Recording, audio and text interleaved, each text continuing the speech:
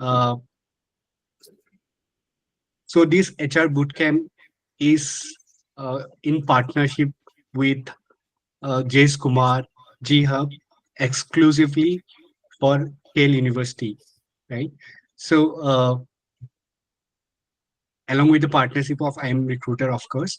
So I am part of I am Recruiter as well. So to talk about the HR bootcamp, why we have started this HR bootcamp.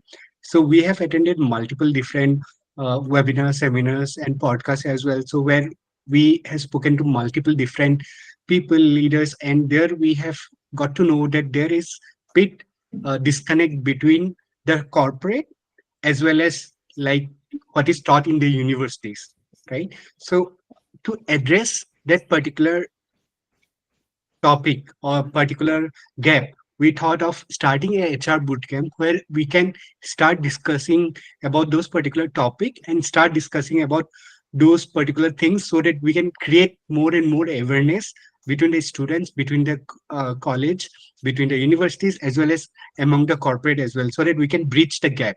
So that is the main purpose of HR bootcamp, right? And in day one, we have done different things where we started with generally talking about what are the different things we have in HR in specific roles and responsibilities wise. What are the different types of HR we have?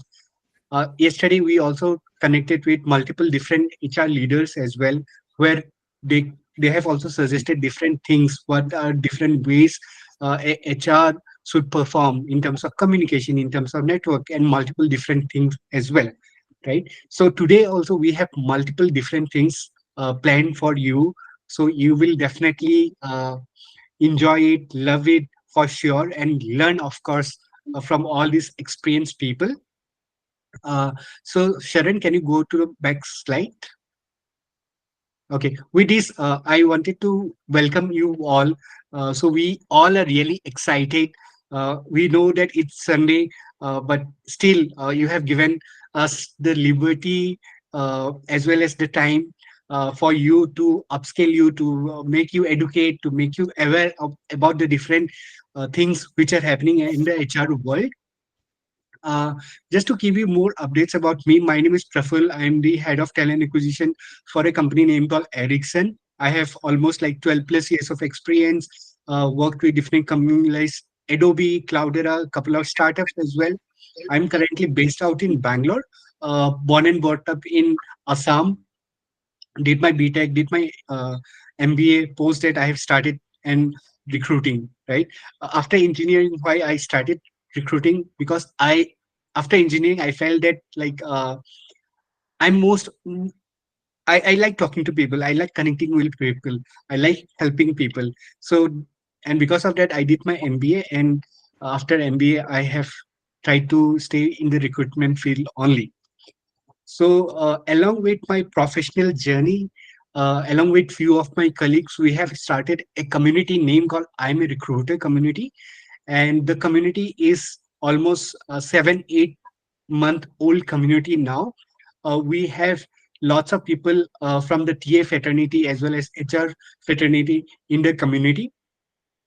In LinkedIn, we are almost like 3,000 plus now. In WhatsApp, we have almost like 500, 600 people who keeps engaging, asking different questions, different industries updates, and all those things. So as a community, we also do multiple different things like podcasts, webinars, panel discussions, meetups as well, right? And this is one of our first uh, boot camp for college and universities. Sharon, next. Basic ground rules before we start today's topic. Uh, so we will request everyone to keep your mic off, and if possible, keep your cameras on. Uh, and this bootcamp is basically for you. So don't get shy. We all were similar to you long back, right? Please try to ask more and more questions, because if you ask question, your hesitation will go away. And day three is equal to certificate. Whoever have attended all the days, he or she or they are definitely going to get the certificate.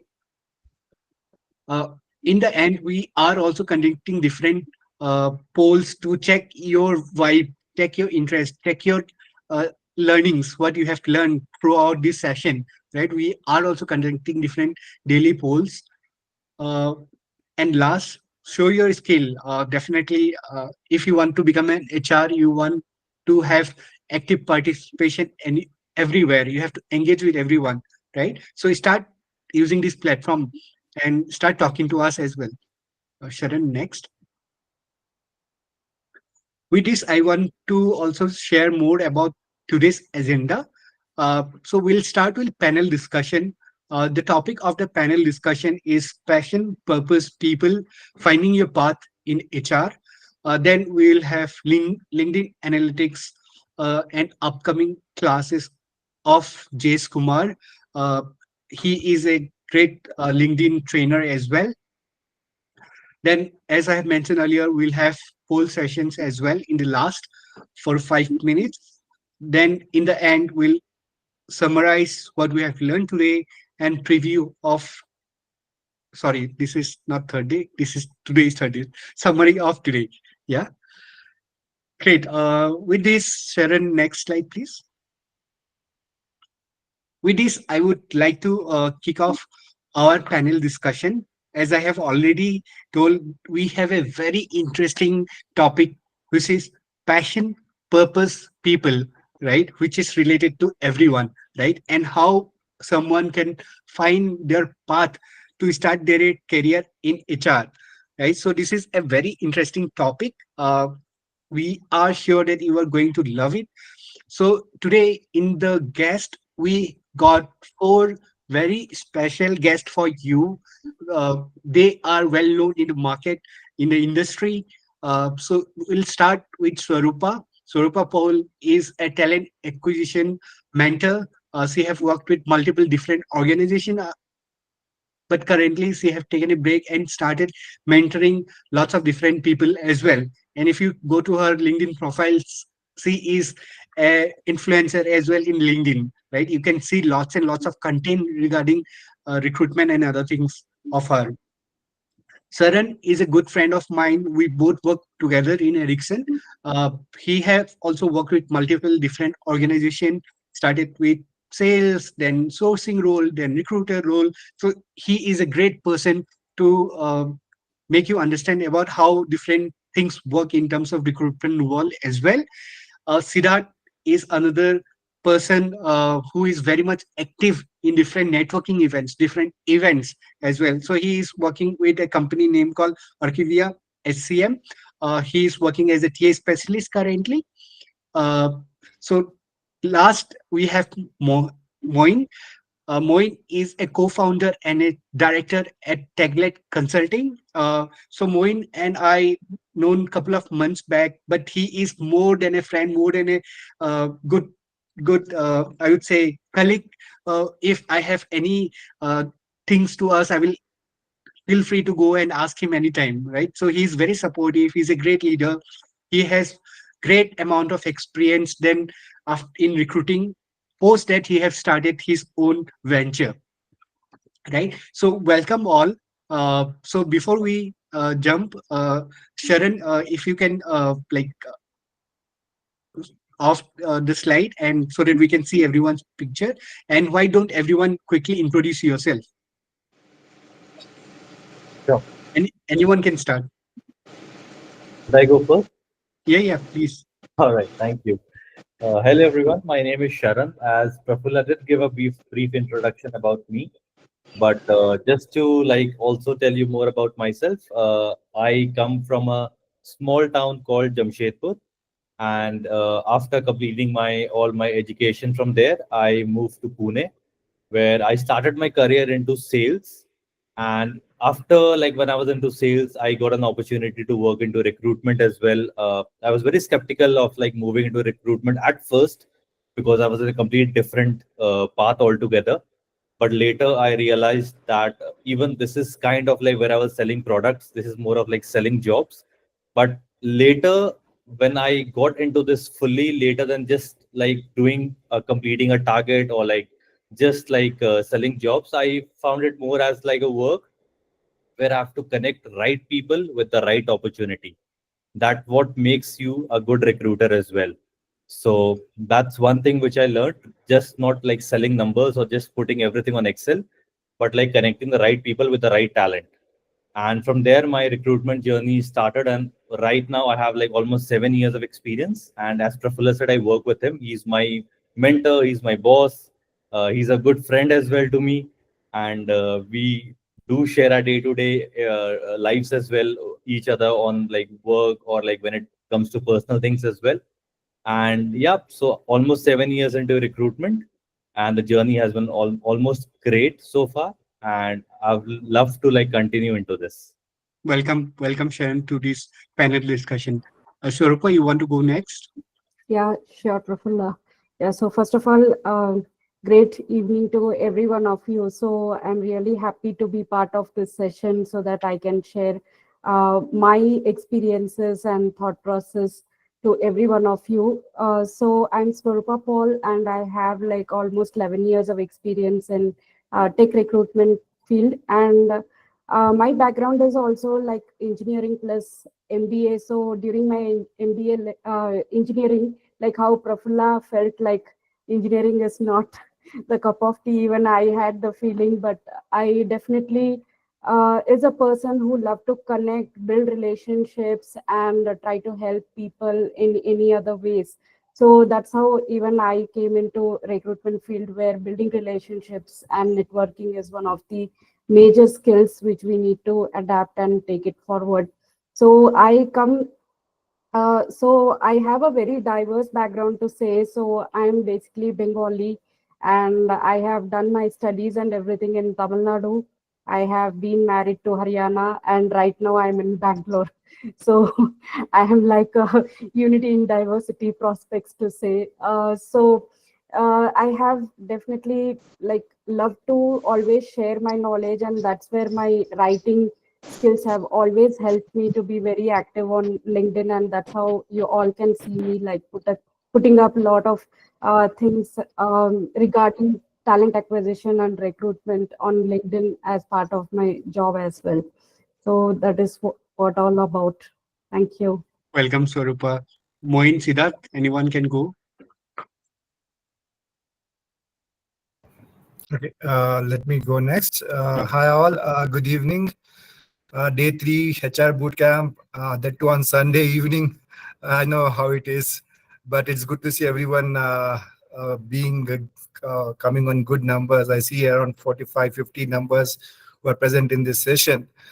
About me, like, I don't know, like it's seems to be routine, like the way Praful introduced himself and Swarupa. So even I am born and brought up in Hyderabad. I completed my schooling in Hyderabad, followed by my education, moved to Karnataka. I tried to pursue my BTech, but I could not able to. Then I moved, and by profession, I am in a hotel management graduate, followed by MBA postgraduate diploma in HR, and that's where I am here. I bring around close to 15 odd years of experience working with Tier 1 organizations like Cognizant, LTI Mindtree, and few boutique organizations. And today it's been a year now. Like I've started my own firm, which is into staffing. That's about me, and we shall know each other as the day goes along. Welcome, Moin. Siddharth, Hi. So compared to my fellow panelists, right, I don't have that kind of huge experience, but I can definitely have something that is probably relevant or relatable for you guys. So I am a civil engineering graduate, but you see that I'm into HR now. So what I did was basically during COVID, so I could basically relate to this particular topic, right? Passion, purpose, and people. So my purpose was basically trying to help people around me. So I'm from civil engineering background from a tier 2, tier 3 college. And I wanted to help out my peers in my college so that they could probably get hired, right? So I was working around skill development, and I was part of multiple clubs, forums, non-profit organizations that was basically solving this thing. And after that, I built a couple of startups in terms of 21st century skill enablement. So so I was basically like a founder's office guy, also trying to build complete processes, HR, recruit people, and or trying to solve the problem of skill gap. And from there, I moved on to KK HR, handling their campus recruitment, where I had the opportunity to hire across the country from tier 1 to tier 4 colleges. And from there, I moved on to Akrivia now. So I believe my journey would be more bit unconventional, but also probably a bit relevant also. So I've gone by my gut of pursuing my purpose with my passion towards people and solving this particular problem of the skill gap. And also, I see a lot of scope and lot of significance in terms of HR as a complete field, right? So that is why I'm here today. And I really thank you for all for having me here. And I look forward to it. Sure. Welcome, Siddharth. So with this, I would like to start uh, the panel discussion. First, I want to talk about industry trend, right? So as a recruiter, as a TA, as a HR, we all deal with multiple different industry altogether. So we just wanted to know how the industry is trending currently and how do you see the future of the work, right? So the first question comes here is, what are the most significant HR trend you see shaping the future of work? Anyone can answer. Feel free.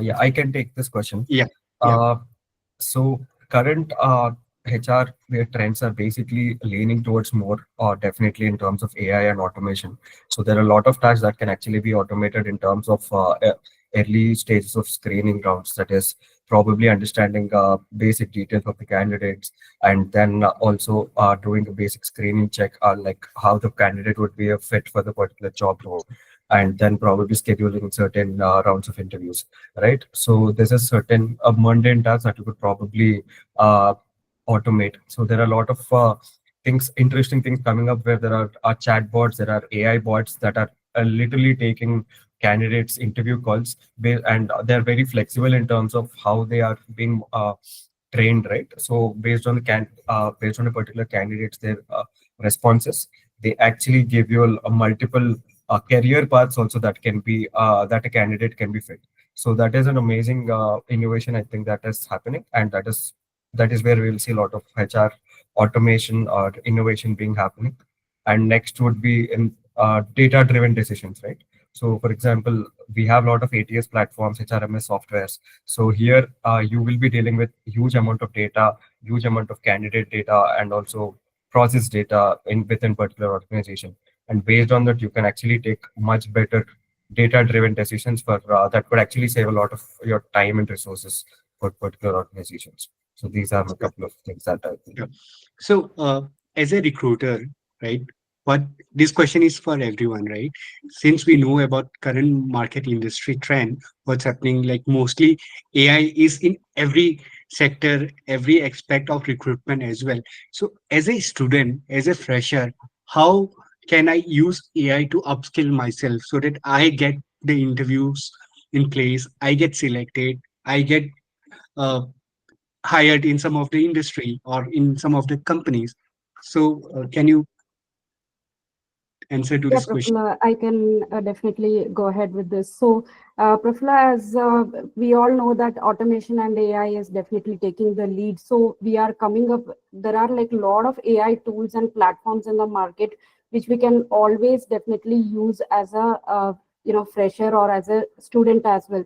So, definitely one best example is like ChatGPT. It is one of the ways like where we can learn in multiple ways, like, how we really need to know the market, do the right kind of research, know about any company, or how to get through the interview, even like how to craft a resume. So each and everything we can definitely take help of chat gpt. And there are also, like as I mentioned, like AI tools and the AI platforms are there where we can go ahead and practice for the interviews, which will help the freshers and the students to be more confident and do like mock interviews for those kind of things, like which they really need to know, like okay, where they are going wrong and what they can improve it. So definitely these kind of strategies, any fresher or students can utilize it, and they can definitely take the help of these tools and platforms to say. Okay. So Yes. this question is for Moin and Sharan, right? How important LinkedIn platform plays in this current industry trend? So I think Prafula, LinkedIn plays a very important role because most of the things are like placed on LinkedIn itself, and like all the jobs and everything are these days. Like if you see like any other platform being so diminished in the market, more than what LinkedIn is being highlighted, where like people try to post their day-to-day things a lot. What have they done in the market? They try to post. They also like there are a lot of recruiters or like anybody in the market who's like currently surviving. They try to put their entire resume on LinkedIn. So LinkedIn is trying to shape us because even LinkedIn has introduced somewhere their AI tool within itself. Whenever trying to post a job, and when that job gets posted, LinkedIn try to like if you put in like a job which is like a Python developer, LinkedIn tries to like expand that particular search by giving you what a Python developer does, what are responsibilities, what are you looking at, and it just expands everything. So LinkedIn has played a very important role in terms of our lives as well, in terms of everybody's like be it any look anybody is looking for a job as well, or somebody who is applying for a job.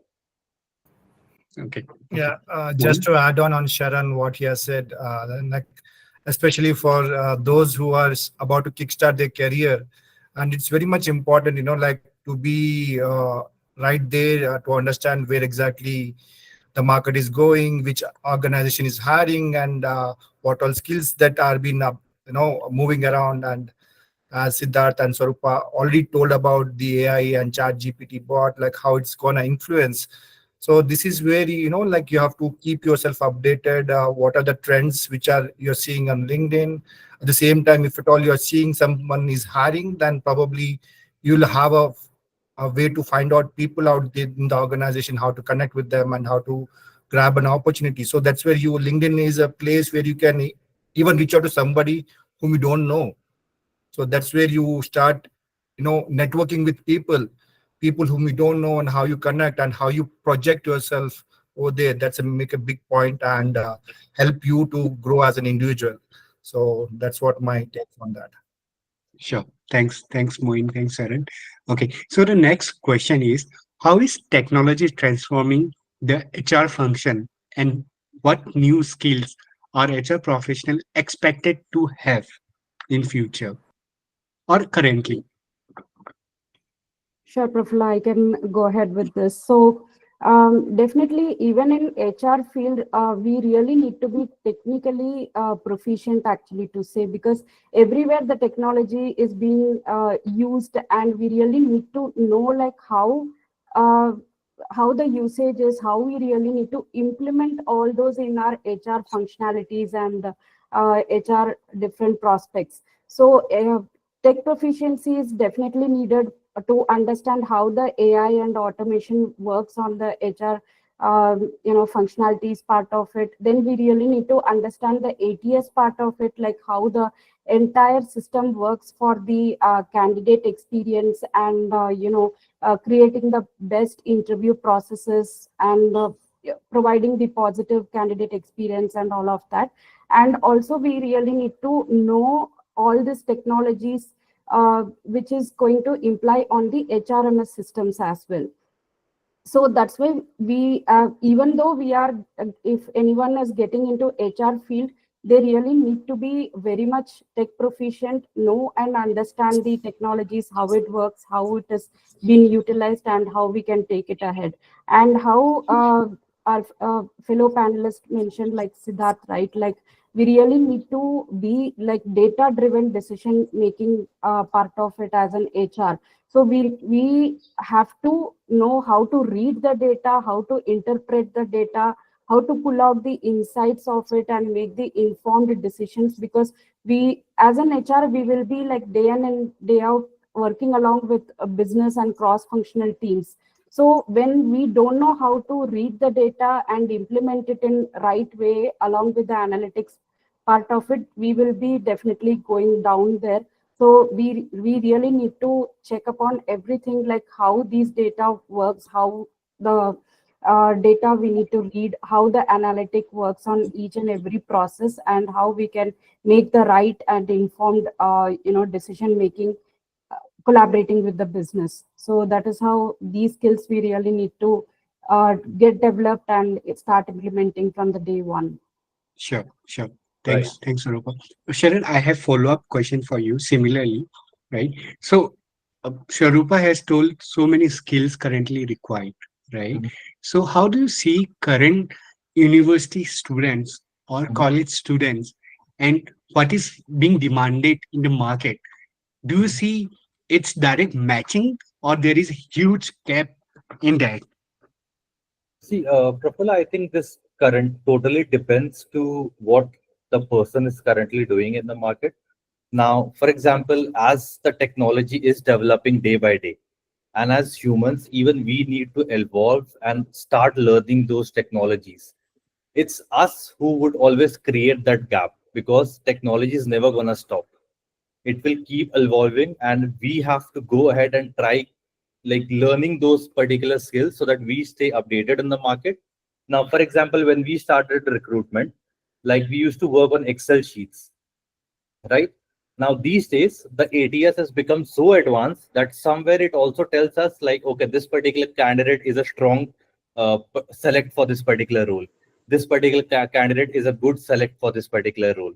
So, but as a recruiter, as a human being, we need to go ahead and source the right resumes. We need to go ahead and like use that automation tool which is there in the market in such a way that we understand the tool as well, we understand the technology as well, and at the same time we are making the right hire too. So that gap which I think which you are talking about right now, it's something which only we can create because technology is never going to stop. So I mean, the overall conclusion that I would say about this particular topic would be that we need to keep upskilling ourselves. We need to keep ourselves updated day by day. And whatever trends or whichever new tools that are coming in the market, we need to keep learning and keep upscaling ourselves. Okay, okay, sure. Siddharth, Moin, for you, similar question. Like, since Siddharth, you are very new to the industry as well, right? So you have done your MBA, different courses as well, your graduation as well, right? So how do you see like what your friends have studied in the industry and how the industry is evolving these days, right? Like, is there a huge gap or like there is no gap at all? To be very honest, so I basically did not do MBA or any particular course as such, right? So whatever I've learned was actually through taking up projects by actually doing stuff, right? So I've taken, for example, say right from my college days, even though I was part of clubs or non-profit organizations, we were basically keen on having certain departments like separate HRM team, separate workforce management team in our particular non-profit organization, so that people get to understand. So there are a lot of people who are not just interested in engineering, right? They have multiple interests. So even if for you to get workforce ready, you have to understand how an organization works and how a particular how so there is a lot of difference in what is taught in colleges and what actually runs in the industry, right? So there are a lot of people who I personally hired in HR in our team also, even though they're from BBA background or MBA background. So it's still a bit obsolete, other than unless and until they're actually taking up some certain courses or they're actually taking up some internships uh, and learning those things, right? They're not able to. So these are basic things. For example, say what I usually look for people is the will. Uh, if they're actually driven by certain things, right? If they're really interested in particular job and if they actually know what they're getting into. So these are certain things. These are some clarities that you need to have as a candidate when you're applying for a particular job, right? And if you don't know any of those things, you will just blabber anything in the interview. And even if uh, other things might have gone well, once you are in the organization, you won't stay for longer.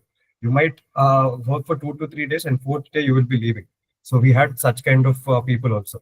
So it's about how you are trying to upskill yourself for the market or the industry, right? You have to make yourself industry ready.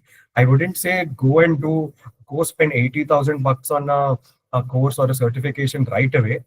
Don't just take up a small internship or small project, start working on it, talk to people, understand, okay, this is particular job role, I'm applying for this, I don't have the background to it. So what are the things that they might look at? What are the basic things they might look at, so that I could probably and also in while doing this process, right, you'll understand where you are. Do you actually fit for this role? Do you think this is right for you? And all these things. So based on that, this would actually help you and also the other organization that is hiring you, right? It saves a lot of time, and you'll have better clarity on your career also. So Sure. what I would say is, do talk to people, learn as much as possible. You don't have to spend bucks. There is everything on YouTube. There are workshops available. There are communities available. Come talk to us. We are ready to help you because we understand the pain of people and students, and we are happy to help. So yeah, that's Sure. pretty much it. Sure. Thanks. Moin, I have similar question for you. Bharat will take question in last because with the interest of time. But thanks for all the support. Uh, Moin, since you are running your own business, right, recruitment company, right? So, what kind of challenge you see in the market currently, not only in your particular space, but in terms of your clients as well, right? Do you see any kind of gap in the industry skills as well, or in terms of talent as well? Yeah, Prafula, the industry trends have been changing. Like just to give a quick example, like how the technology has been shifted from the way 90s. I still remember one of my cognizant directors said that they used to hire people by posting a job in newspaper and sending across invitations on postcards, and how it has transformed today. It's all a different shift. Today we are able to connect people virtually and able to even evaluate them virtually and getting hired them on the same day. All the interview process is completed in a day or two, and even the offer has been rolled out. So looking at this all changes that are taking place, the expectations in the market by the various organizations also has been changed. Earlier, the organizations were able to wait for 2 to 3 months to hire a candidate, and today they want people just in time with that too multi skilled resources who comes with various technology expertise. And that is something which is challenging, and that's how you get into area where try to bridge the gap, what is being expected by the client and how you can fill that gap, providing them required insights which are available in the organization and what you can able to provide from the market. So that's how you try to fill that gap and try to provide those inputs so that it will help them to make their decisions easily, and we'll be able to provide those required talents which might be suitable for them. Sure. So Thanks, Moin. Swarupa, like, what do you see? Like, what do you think about like challenges faced by HR folks? Yeah, so definitely one major part is like on the talent shortage part as well. So nowadays there has become like a lot of multiple skills which have come up with like different mandatory skill sets, or these are all the certain roles we need for a particular position or whatever it is like that. But in the market, if we go and if we look for lot of people, they will be lagging in lot of skills actually. So in that way, like as Sharon have definitely mentioned, it is all about like continuous learning and upskilling. We need to come with those kind of like passion, interest, and we need to have those kind of skills already there within us before we get into any kind of roles or positions is what being expected in the industry nowadays. So that is one of the major challenge which is happening right now. And definitely the other part is like adaptability or the change management process as well, because if anyone is like very much stringent in for like certain skill, and they are not open to move themselves for a different skill or upcoming skills, because as even Sharon told that technology is always trending, it is always changing, there is no stop over there. So there should be like anyone getting into any kind of roles, they should understand, know the market, how the technology shifts are happening. They should be well prepared in way before itself, so that this talent shortages we can definitely try to cover it up. And on the other part is like on the compensation benchmarking as well. So as Moin mentioned, like previously how it happened for interview prospects, right? Even on compensation, if you see, like if you ask me like 8 years before or 10 years before, like how you I used to know the compensation is like either connecting with the people from other industries or other companies to know like, okay, for these kind of skills or these kind of role, like what is the compensation you are providing in your company. So those wise, like we used to collect the data, but today we need to uh, try to get into the trends, know like from where we can able to pull out the compensation and benefits part of it. There are like a lot of platforms out there, like ambition box is there, glassdoor is there, fishbowl is there. So we can we really need to navigate within the platforms and try to get the data from other different parts of it, so that we can go back to the business and let them know like how the decisions should be made on creating the compensation benchmarking, right? So these are all the different things we really need to have, like whenever there is any kind of situation arises, we immediately need to change ourselves and try to adapt like how the trends is going. If anybody is not getting into that change, we can definitely not grow up to the next level. So that is what are the major differences, Prafula. Sure. Thanks, Swarupa. So moving to the next very interesting topic is the career advice, right? So when I started, I was also seeking for lots of career advice from different seniors, neighbors, my uncles and aunties and all, right? So, but today, as a community, we have lots of different platforms, right? We have lots of different industry leaders who talk about what kind of career advice and other things as well. So, starting the question from the career advice topic, so what advice would you give the students, the recent graduates who are passionate about pursuing their career in skills? What are different skills required for them? Sharon or Siddharth, anyone would like to take?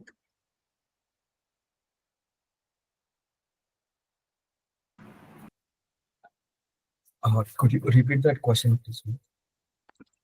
Yeah. What advice you would like to give to the students who Okay. are recently graduated, right, and who want to start their career in HR?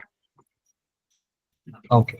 So in for starting a career in HR, I think uh, it boils down to three things. Very easy things. First is communication. Second is clarity of thought. Third is uh, third is basically having uh, as Swarupa mentioned, adaptability. So HR is a very huge spectrum of function, right? So you have hundreds of things under HR. So there is talent acquisition, there is HR ops, there is people management, there is change management, there is L&D, and there are multiple things under HR. And HR's landscape has never been the same. If you see, every 2 years it keeps evolving. So how fluid you are, how agile you are, right, in terms of upskilling yourself, because in HR you are always racing against technology. You are always racing against technology. If you don't upskill yourself, then you will be obsolete, or something, someone or something would be taking you over. So three things: communication, clarity, and adaptability. Three things. That's it. Sure. Thanks, Siddharth. Sharon, Yeah, you want to add? sure. One thing very important which I feel which a person right now is going to start their career and want to enter any field, not into HR itself, a person should be open for feedbacks, which is really very important these days because a lot of people get offended when the feedback is provided to them. Now, there is time comes when like I have like almost 7 years of experience and my manager still tells me something that, okay, Sharon, this is something where you need to grow more. I don't get offended about it. It's something where I take it as a challenge and I try to learn over it. So when you people are getting into any particular job or into HR itself, HR is a huge spectrum, and you'll get to learn a lot, be it recruitment, and nothing is piece of cake. Every job will have its own challenges. So be open for challenges, be open for feedbacks. And one thing which I learned very late into recruitment or into HR is networking. Don't miss out on networking, guys. Try to network as much as you can. I learned it late, and somewhere I feel that I wasted a couple of years of mine. But as an advice, I'll give it to you: don't waste your years. Go ahead, start networking. Just filling up roles is not one job which HR has to do, or just negotiating offers is not something which an HR has to do. Networking plays a very important role, because for your own personal growth, where you, because you'll just survive in an industry or in a company for a couple of years. But then if you're looking to change your job, if you're looking to move somewhere in a new organization, if you don't have that really good connects out there in the market, you might find it a little difficult to get into that organization or into your dream job. So to get into that part, be open for feedbacks, keep learning, be your 10-year experience, 15-year experience, 20 years of experience that you hold. Be open for feedbacks and keep networking every day, and I'm pretty sure you'll go ahead and survive in this industry and do the best that you can. This question is for everyone related to networking itself. So, what are the easiest way to network? What are the tools or platform we can use to network with people?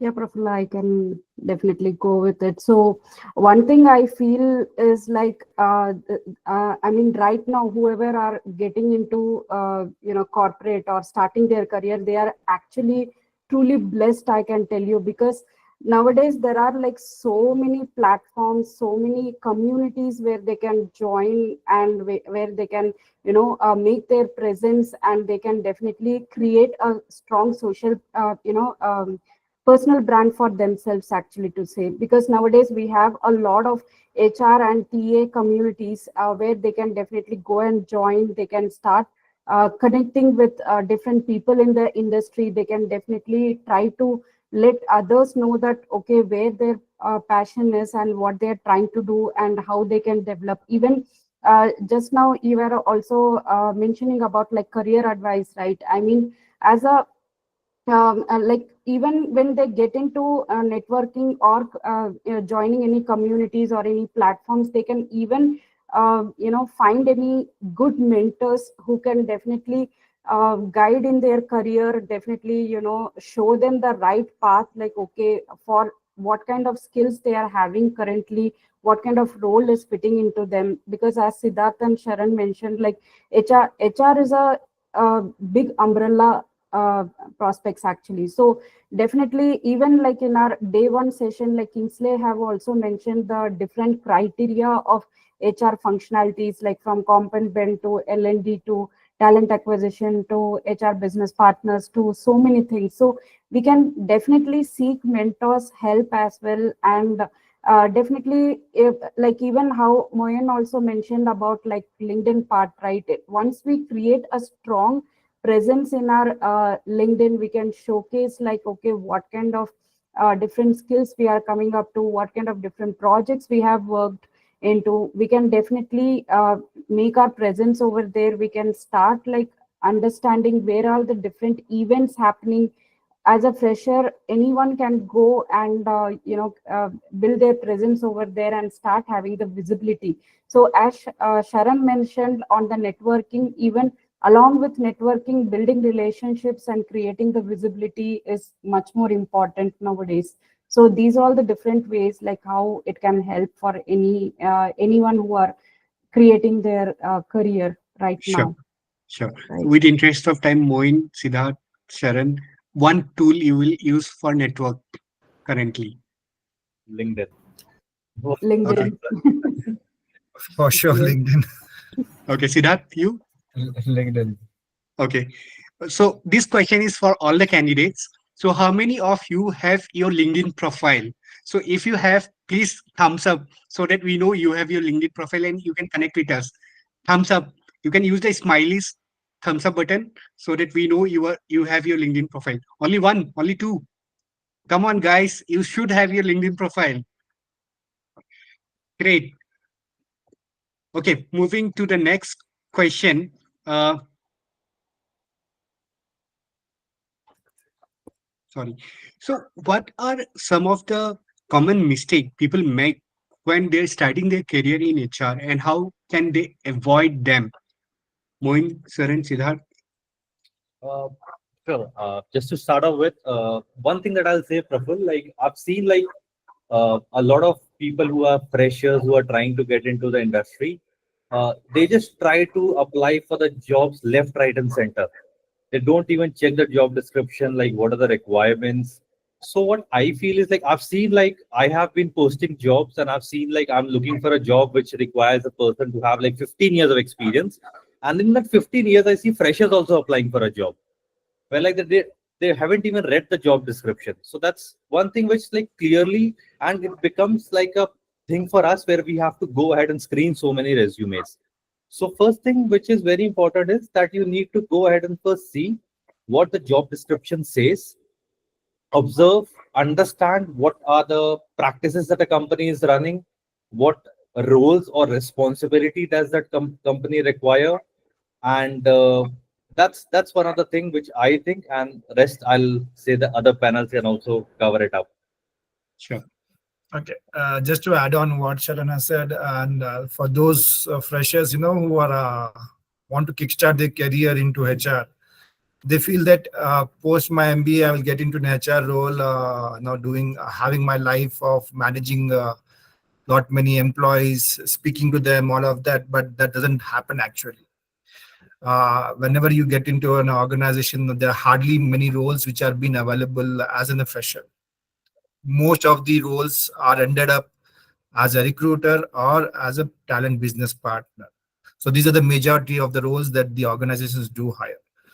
And try to understand that what all you have learned is not going to be immediately implemented out here. So that's just part of one thing, that what you have learned, the physical implementation is way beyond ahead. So the real life is completely different. You're gonna deal with humans, not the books. You're gonna expect responses from candidates, from stakeholders, from your managers, lot many.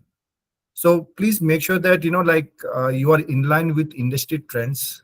As we all said, today you have lot many platforms to be updated or get yourself upgraded to what is being asked, even in the interviews, right? So if at all you're applying for a certain position, so like what is this organization all about, and what is their background, and what is being expected from you. And you have even lot many platforms where you can even learn how to attend the interview. So these things were not there earlier, and this definitely going to help you to how to prepare for a better interview success, and definitely shape you as you grow in the industry. And once you take your career as a recruiter or as a talent advisor or a business partner, then slowly down the line you will see lot many other roles which are evolving in the industry which you are not even aware of. That might be comp and ben, T&D, corporate recruitment, and many more. So you'll see lot many out there, HR compliance. So that will keep on learning as and when you grow. So that's all I have to add, and I would leave it Sure. to the next of the panels to add on. Siddharth, you want to add something? Yes, so one mistake not just students make, it's also one thing that I observe in the colleges and all, right? Unless and until you are in the MBA, you actually are not taught how to evaluate a business and what are the kinds of business that are actually available. So if you understand what kind of businesses are there, what kind of industries are there, you will understand the difference between roles in different industries. Right. So this is actually not taught. Even if you're an engineer or a HR or something, the roles differ from industry to industry, company to company, and sector to sector. Right. So that is one thing. Second thing is basically definitely not reading the job descriptions at all, and they just so I keep getting responses like since I deal with campus hiring and all, so I get email with no subject. I need job. Please give. Random. And if I see those things, I'm going to reject immediately. So first you have to understand what are the roles that I have, what am I handling personally, and what do you think you can fit in. Right. You have to, there is no self assessment for a lot of people here. So they don't introspect themselves. So where they stand, what are the skills that they have, what can they apply for, what are the jobs that are available, even for them to start. For freshers, I think that is very important. Self introspection is very important for them to actually start their career. So if that is not there, they won't have the clarity of where to go, what to do. So there will be a senior saying, my friend, okay, this guy got a job here. Why don't you pay some money? This guy will get you a job. And next day, your relatives come to your place. He'll say, why don't you write a bank exam? Next day, another person comes. I've got this job. This is very amazing. So you will have no clarity on what to do, and you'll be stuck. Okay, and you're not going to get a job for any time in near future. So have that clarity. First, introspect yourself. Where do you stand, and what are with the skills that you have? Where can you go? Once you do that, your career will actually open up for you. Nobody has to come and basically give you mentorship. Okay, you can go this, you can go there. Even for that, if you want to talk to people, you can talk. Again, network with people. They'll tell you, okay, where you are, where can you go. Simple. Just talk to people and understand where you are right now. That's Sure, it. sure. Students, I think day one you have done this assignment of self analysis about your strength, about your weakness, and other things. So everyone is talking about these things, and we are just trying to give you what's important and how can you find yourself, your interest and your strength, so that you can easily uh, find a job which is aligned to you. Okay, great. Moving to the next question. Uh, can you share any personal story or experiences that have shaped your career in HR? Swarupa, Siddharth, Moin, Sharan, anyone can? Yeah, I can go ahead, Prafulla. So, what I can say is like in my personal experience, like when I started my career in HR part of it, like I started as a HR generalist, actually, to say when I started my career. So, I definitely came with a clear mindset. But one thing what I always kept in mind is like try to approach people, understand from them like what they are doing and how they are doing it. This approach is really needed because we should not have a mentality like, okay, I have got a role, for example, in HR, BP, or in learning and development or comp and ben. I'm just doing like what is being told to me or what I'm just supposed to do. No, this should not be the mindset we should have. So I personally, what I used to do is like go and talk to different people, try to understand what they are doing, how they are doing, start learning from them. Then I came to know that okay, recruitment is one part of HR where my interest lies much more than the HR generalist part of it. Then so slowly I started learning from there. And when I joined the executive search firm as a recruiter consultant, then at that point of time also I started approaching multiple people within my team and outside my team as well to just keep on learning.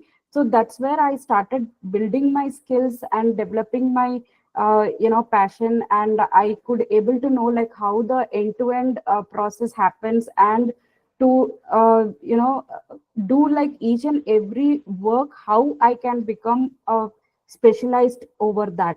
So these things have happened when I started approaching people. I was just not sitting with whatever the role I'm meant to do or whatever the responsibilities I'm meant to do. So always happen open minded part of it. Please go and approach people and have an continuous learning part of it. Have your passion follow you through your job, and that is how we can lead in our career. So this is one of my personal experiences which have definitely brought me to a certain extent, and which I'm always love to carry forward even if I grow in my next level part of it. So that is one thing. Sure. Thanks, Swarupa. Yeah. Anyone would like to add?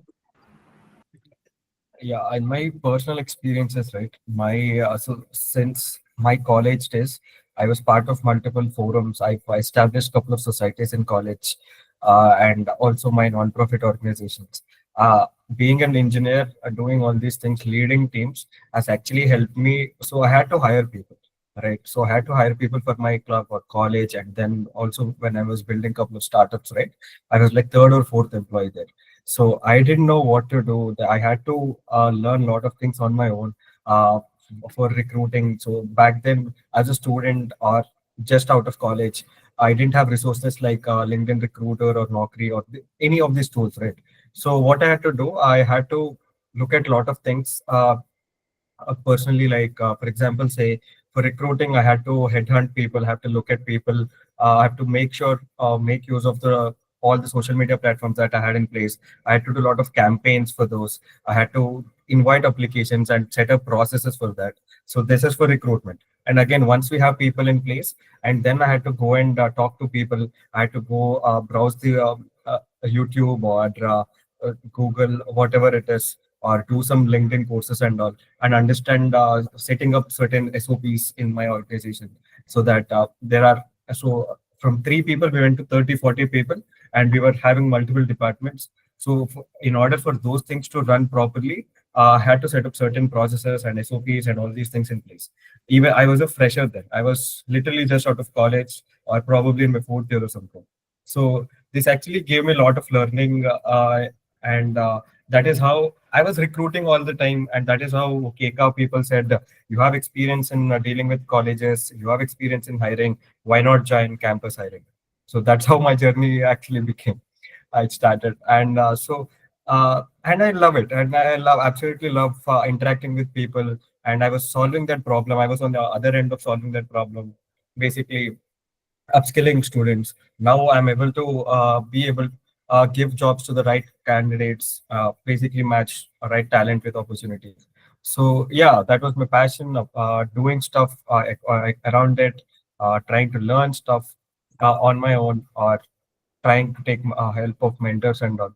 So these were my experiences of how I became a talent acquisition person. Sure. Thanks, Siddharth. So I would also like to add my personal journey. So when I started MBA, post MBA, like there were very limited jobs in HR, right? Most of the companies were coming for finance role or marketing related role. In marketing, again, it was sales role, right? So I gave interview, I got offered, I joined that company for as intern. So work for intern as 6 months. After intern, the package was 4 point something starting, but I was not able to connect there because my interest was not with sales role, right? As a person, I'm a people person, right? So because of that, understanding your skill, understanding your requirement, understanding your strength is very much important, right?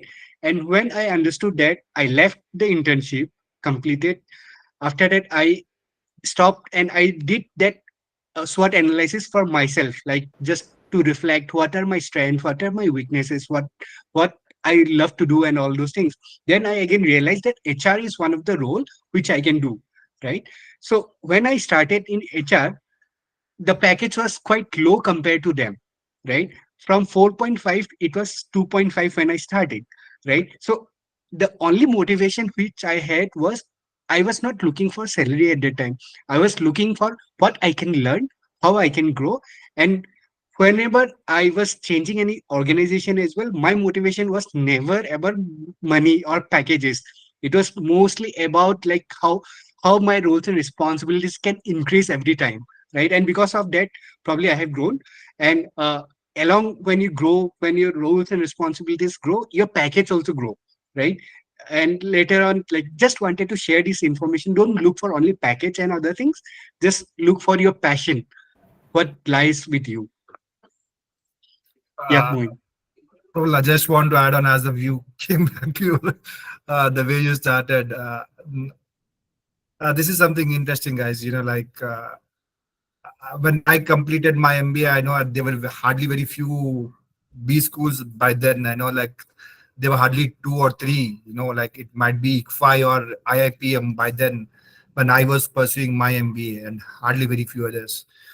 And after pursuing my MBA from IIPM, as Prafula said, even I had an offer with the marketing company where I had around 3.5 lakh of package, but I never liked it. So you don't believe Prafula being so generous, he at least said that he got an offer of HR, which is way too less.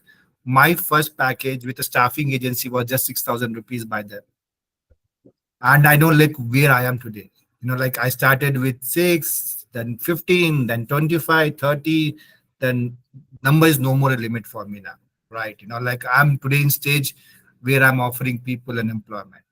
So this is a way to lot more to learn. Like the way that the your passion towards what you want to do and how you want to connect and how you want to learn things, and every stage of your life of your journey is to unlearn and start learning new things for yourself. And when you start doing that, then only you'll be able to grow. And if you think that I come up with certain background of educational background or family background or certain experience and I have to be treated like this, sorry, this is not the place. You have to be ready to adapt each and every situation in your life and career that is on your way to adapt and take it forward. Yeah, that's it. Agree. Great point, Moy. Definitely. I think uh, if you want to adapt, if you are looking for different perspective, definitely you can grow much faster. Great. With interest of time, moving to our next topic, which is hiring expectation, right? So, as a TA person, what are the different expectation we have when we are hiring a fresher or a student? So, how important are internship or practical experience for student uh, is useful for HR when you are hiring someone? Like why internship is important? Like Siddharth have mentioned, right? Internship is important. So how internship is useful for students and how it can be benefited to them? So just to add to it, Praful, like when we are studying in a college or when we are studying in a school, we do learn a lot of theory things. Like books tell us a lot of things, and books are important, no doubt about it.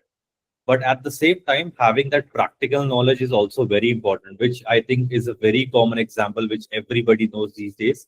And a lot of schools have also started teaching things in a more practical way rather than more bookish way.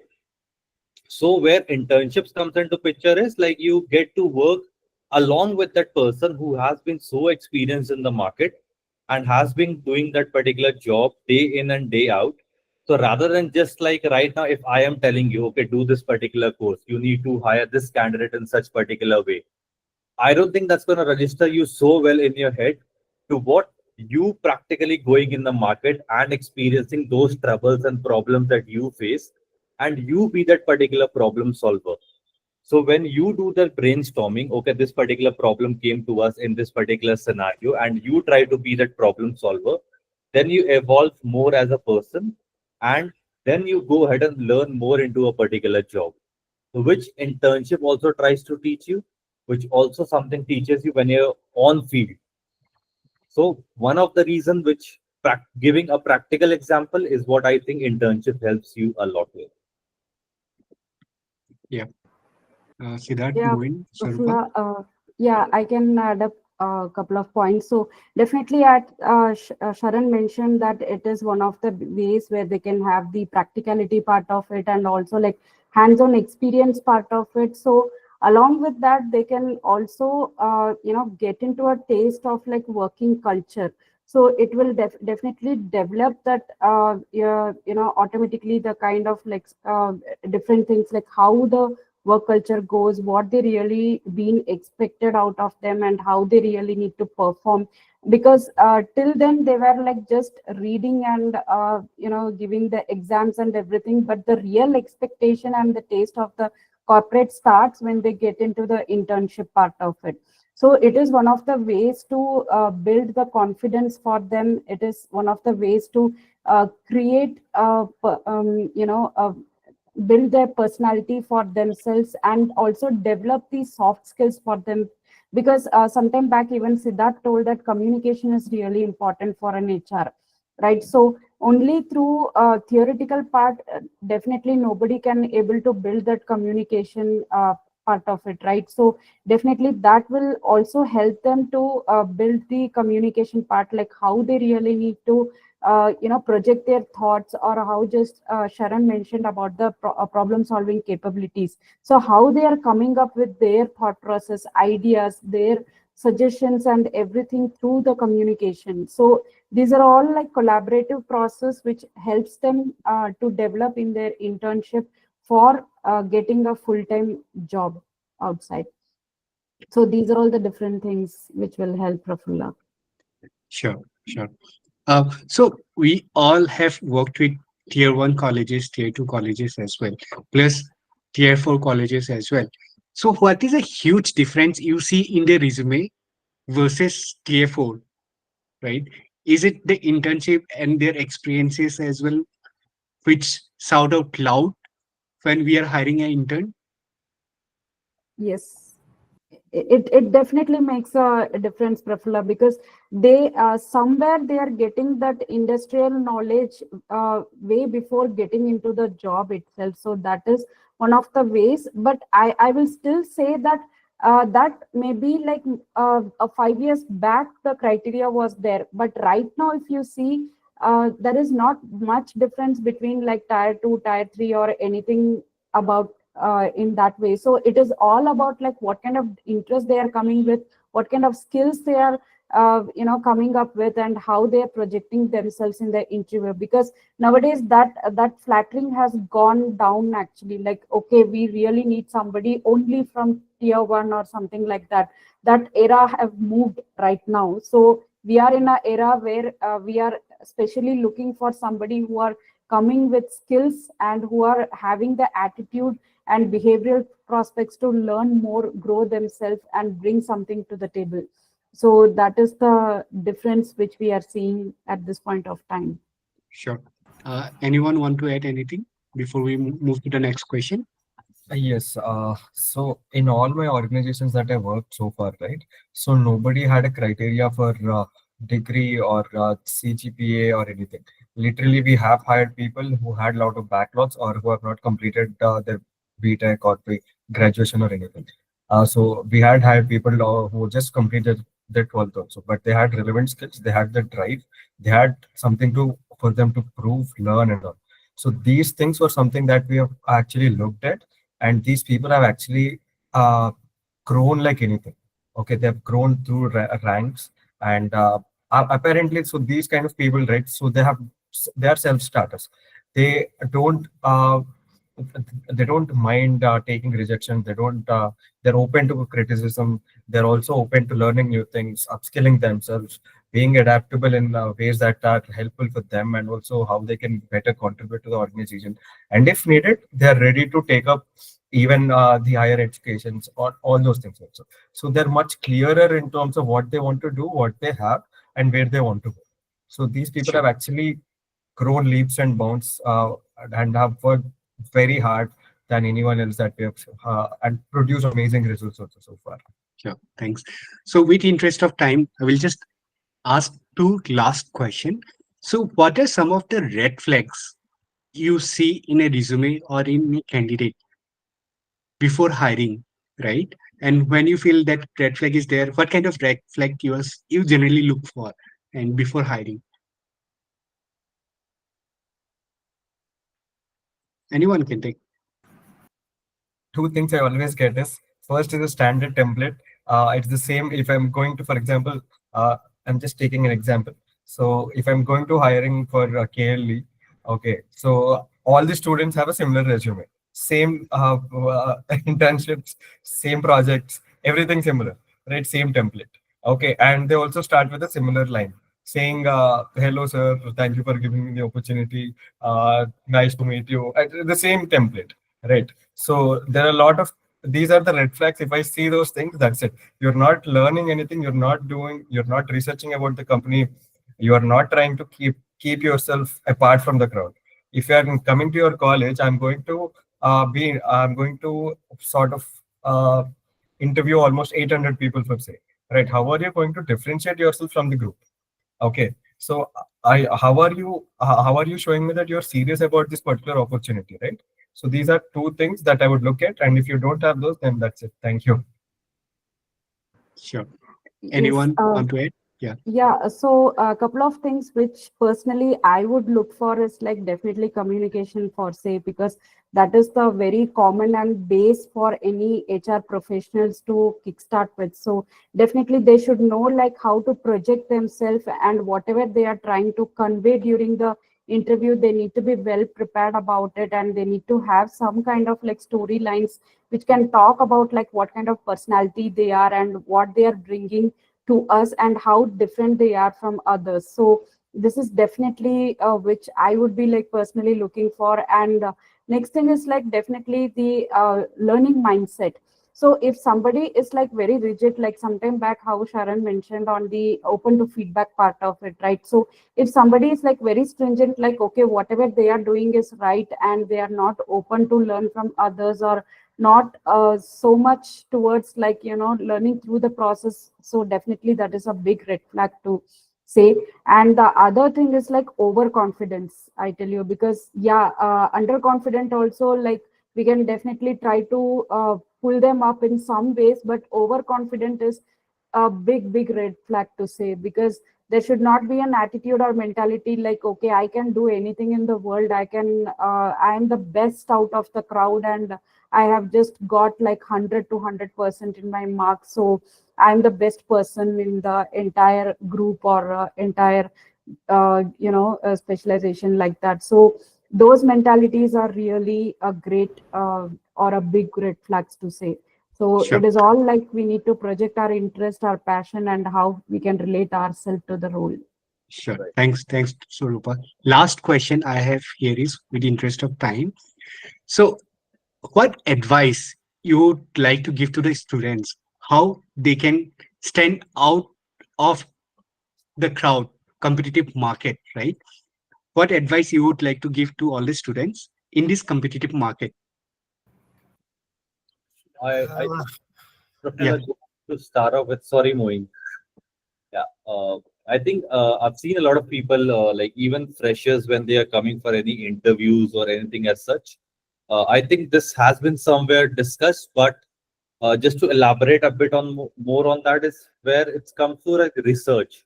People don't do the research and they just apply for that particular job, and like a resume does tell a certain thing about a person, but does not completely elaborate like what the person has been doing or what kind of person he is when it comes to behavioral things, when it comes to personality development and things as such. So when they come without doing any company research, when they come without any industry understanding or what the job role is about, that's one thing which is a big turn down for any of the recruiter, somebody who's trying to be or somebody who wants to hire you. So I think researching on any organization, knowing the industry, and also preparing the interview, like what common questions could have been asked to you in terms of HR, also coming prepared about the interview are some common things which I think a person should come prepared in, so that at least they know the basic of it. Sure. Moin, you want to add? yeah. Uh, just to add on a few things what Swarupa, Siddharth, and now Sharon has said about, like the start and the end happens with HR. Whenever you enter to the any organization, it's the recruiter or the HR, and then the exit even happens from the business HR, right? So the impact is more important, guys. What you bring in, how you bring in, doesn't matter. Whether that particular moment, are you making an impact? Are you making it real? And are you making it possible for yourself?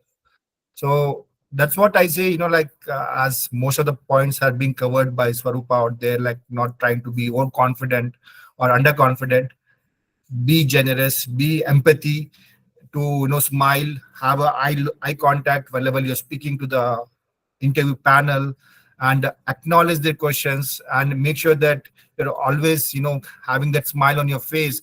These are very small basic things, I know, like each and every day, while you are completing your graduation or MBA, your talent placement officer do make you learn. But often seen so many HRs at the time of the discussions, they do lack this.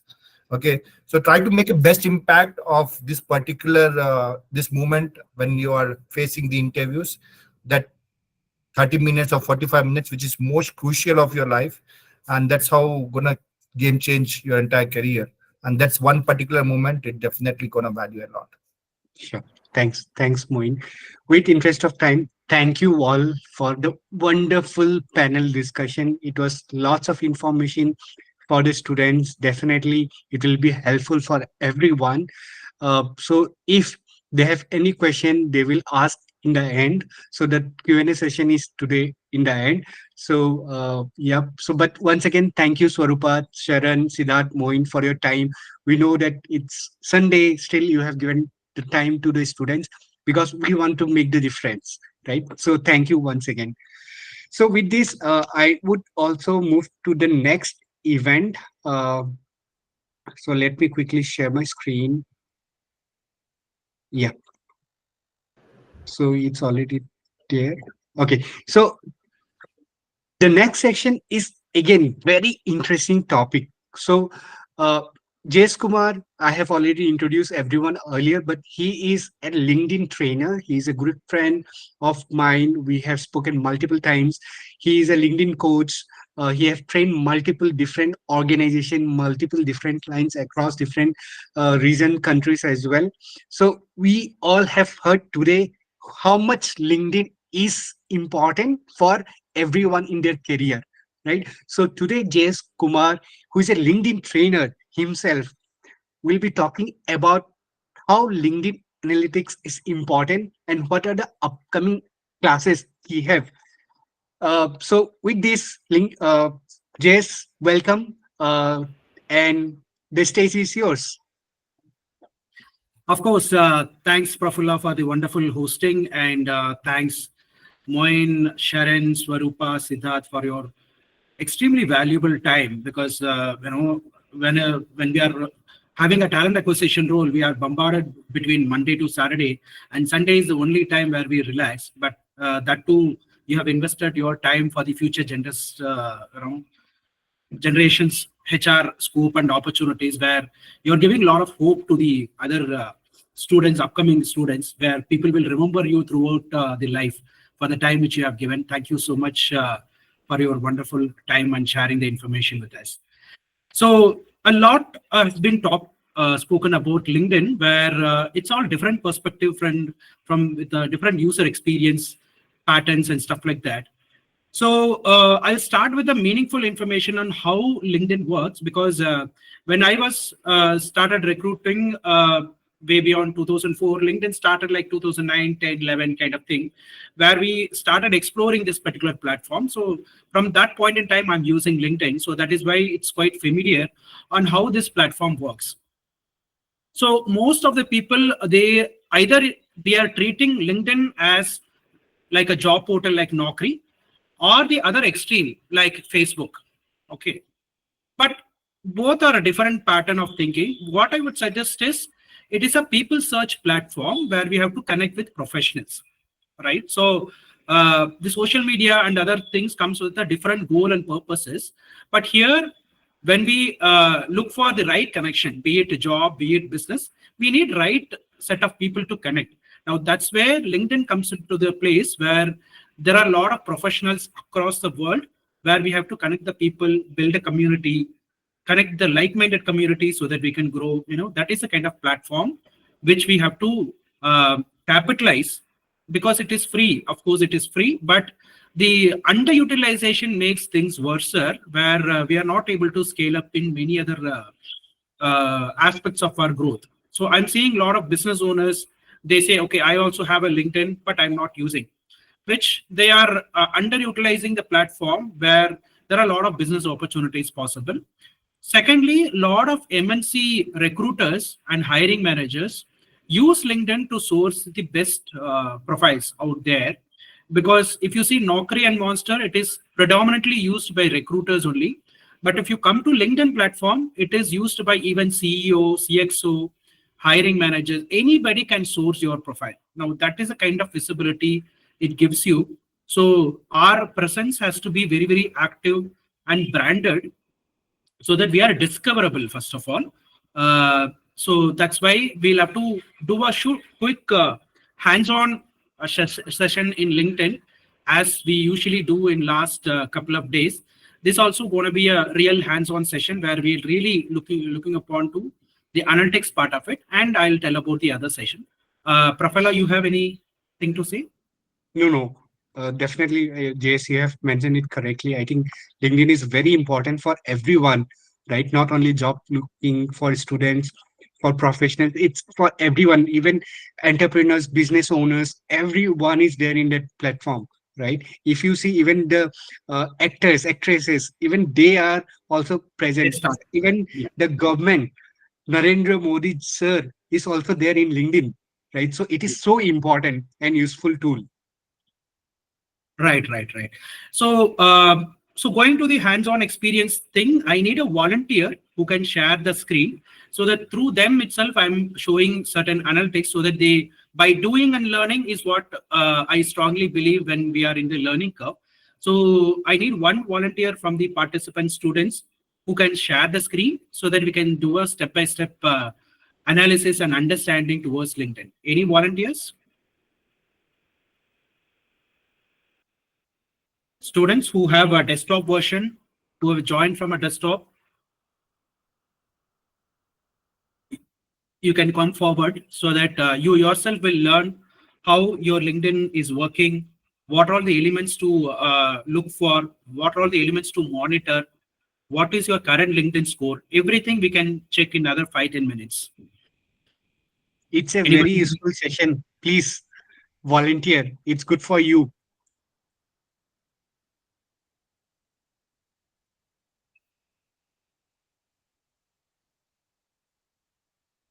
Anybody can raise hands. Everybody have joined from mobile. That is why we are not able to share the screen.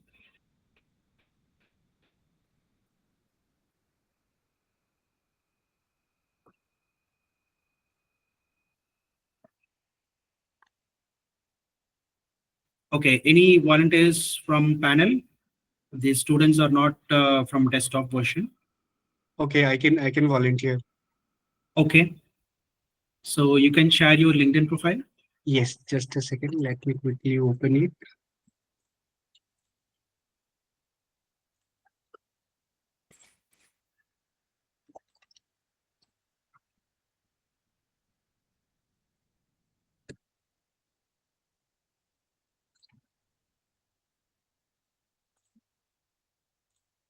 Students, you can take a notepad and pen to understand how the step-by-step process can be handled so that you can do yourself when you are in the desktop version. Yes. Now we can share, I mean, we can see your profile. Now the first step is looking at the social selling index, where we monitor all the parameters on how LinkedIn monitors us. Okay, so now you can open a new tab, Google tab. Okay. You can share the Google tab and type social selling index.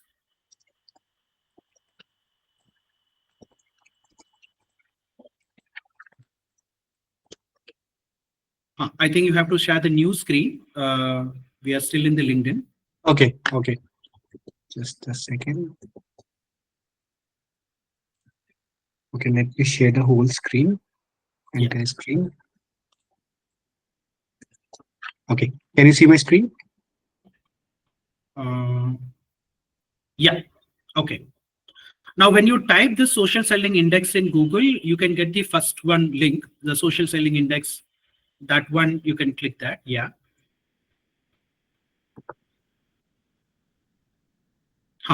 Now click the button, get your score. Now, this is your free score parameter where LinkedIn analyzes how is your personal branding, how much right set of people you have connected, how much you are contributing to LinkedIn platform, how you are building relationship. It is typically how we are networking with the offline meeting. This translates into a online platform. That's how LinkedIn works. So you can calculate this 4 different parameters on your profile to understand where do you stand on LinkedIn. Now, the pillars wise, I'll explain one by one. So first pillar talks about establish your professional brand. Now, Prafula, I'll just start a conversation so that you can answer one by one in the information for the students. Now, Sure. let's say you are going to a business networking forum, offline Okay. forum. Okay. Okay. Now, how do you prepare yourself and what kind of attire you choose?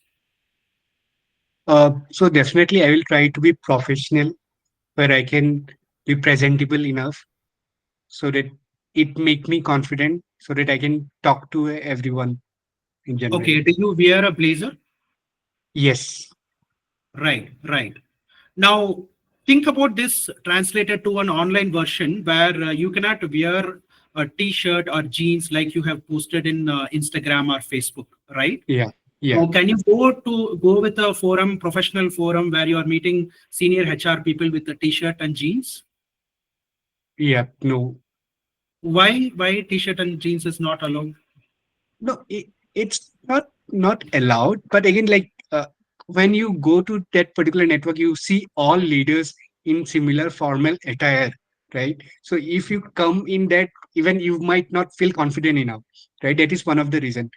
When you go to those professional event, everyone is wearing blazer, formal suits and all, right?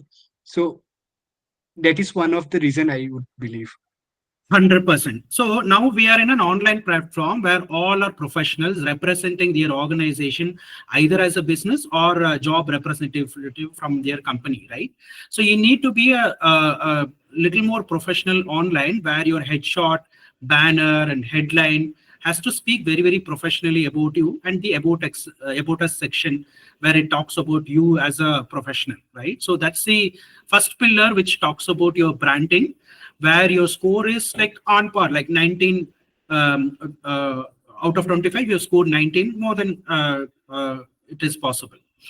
Now, second thing is finding the right people. Now, when you're going to a general business networking platform where there are multiple set of people, 10 people into HR, 10 people into finance, 10 people into marketing. Now, whom will you feel more relatable and start talking to? Mostly people in recruitment, I will be relatable because I'm from that particular domain.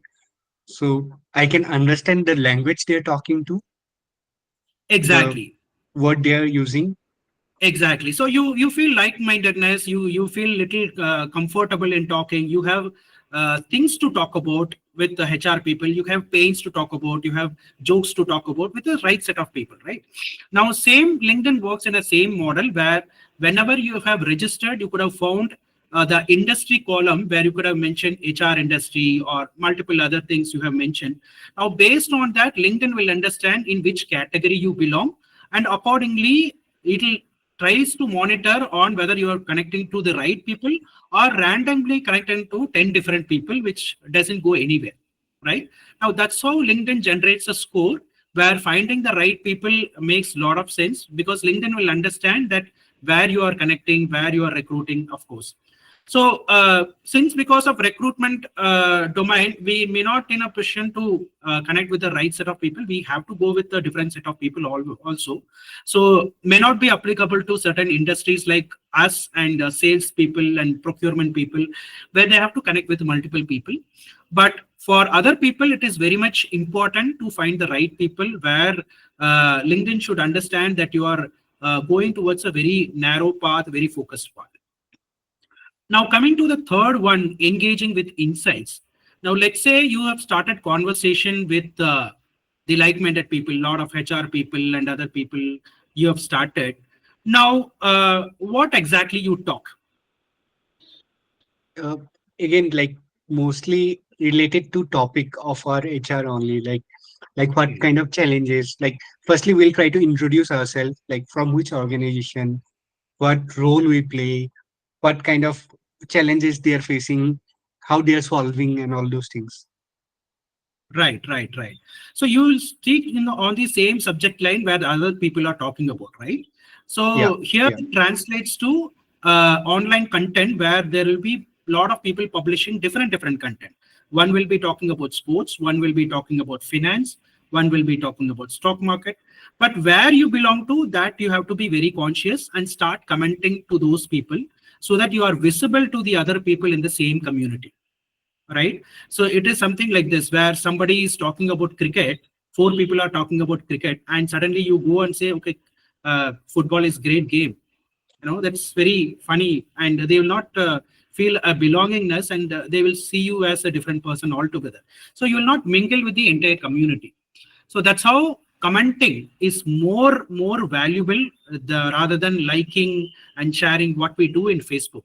So whenever you are LinkedIn, make it a point you comment to other people, which will give you a lot more visibility when it comes to this platform, which encourages us a lot, right? Okay, now the situation is you have done your conversation, you have had a great conversation with all the HR people, and you found certain prospects which can be useful for the next time and all that. Now what you will do after coming back to your home? What you will do? I will try to go back and add them to my LinkedIn profile, Exactly. and like probably like whenever, let's say there is similar role available in market, if like I'm looking out for a job, I will reach out to them. Or let's say if in my organization there is similar role available, I'm hiring, I will reach out to them. Right, exactly. So somewhere or the other, you start building relationship by connecting their phone number, WhatsApp, or adding a local WhatsApp group to make sure you're building relationship. It is not like saying hi, bye, and then after leaving, there is no connection at all. It doesn't make sense. Correct. So that way, building relationship gives more weightage, where once you connect with the LinkedIn connection, you always have to do a lot of in-mail conversation. That's how LinkedIn monitors on how much conversation you have done with the existing connections. It doesn't matter you have 1,000 connections, 30,000, 40,000 connections, but how much conversation you are making with the existing connections, that is being monitored a lot, right? So that way, these four parameters are highly essential, where our profile will be at a higher visibility, because there are more than 1 billion professionals available in LinkedIn, and LinkedIn needs an algorithm and artificial intelligence to manage and showcase our profile to other people. So for that mechanism, it calculates all these four parameters, wherein it shows the visibility, ranking better, higher ranking possibility in the search pages. All this happens because of your scoring mechanism, how much time you have invested in the platform, all that is calculated every single week. Okay. Now, if people have done these exercises, maybe if they feel good, they can put that in the chat box so that we can understand where do they stand. And there is also one parameter in the header. Can you scroll up, Prafulla? We can find here industry rank and network rank. So what it says is, in the industry where in which percentile you are ranking, like you are in a HR domain and IT industry. Now, similar to this, there will be lakhs and lakhs of people, correct? So in that one, in how much percentile you are falling, that is the number which it is been granted. So the more and more less and less number you get, the more and more higher percentile you belong to. Okay. So ideally, it should be single digit, and usually you are already in a single digit. So it is highly regarded and highly appreciable that you got this single digit. So you will have to maintain the same category of uh, ranking in the industry which you belong to. Okay. And in the total network of your connections, how much percentile you are appearing, that falls into the category of top 3% in the network SSI rank, where your all these four parameters gives a high valuable contribution, and you come in the first 3 percentile of the entire profile. So the question will be, what will be the ideal score when we get this particular social selling index is 70 out of 100, where you are already close. 60 is not bad at all, I would say. But 70 should be the number which we have to aim at and maintain consistency, so that LinkedIn understands that we are using that platform. All right. So this is one single parameter which we can assess our LinkedIn score, where we have to scale up a lot in terms of this kind of a process. Right. Now, second parameter Can you go back to your LinkedIn profile? Yeah, you can open your analytics section.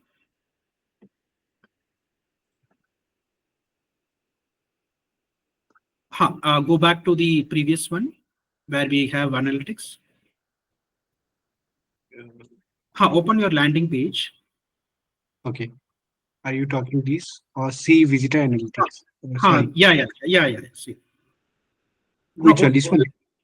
you will have a dashboard. No, if you open your landing page, you will have a dashboard below the. Okay, 1 second. Right. So here is the dashboard of analytics where it shows profile views, post impressions, search appearances, all this. Now the search appearances talks about how many people are searching for certain keywords where we are appearing for their search.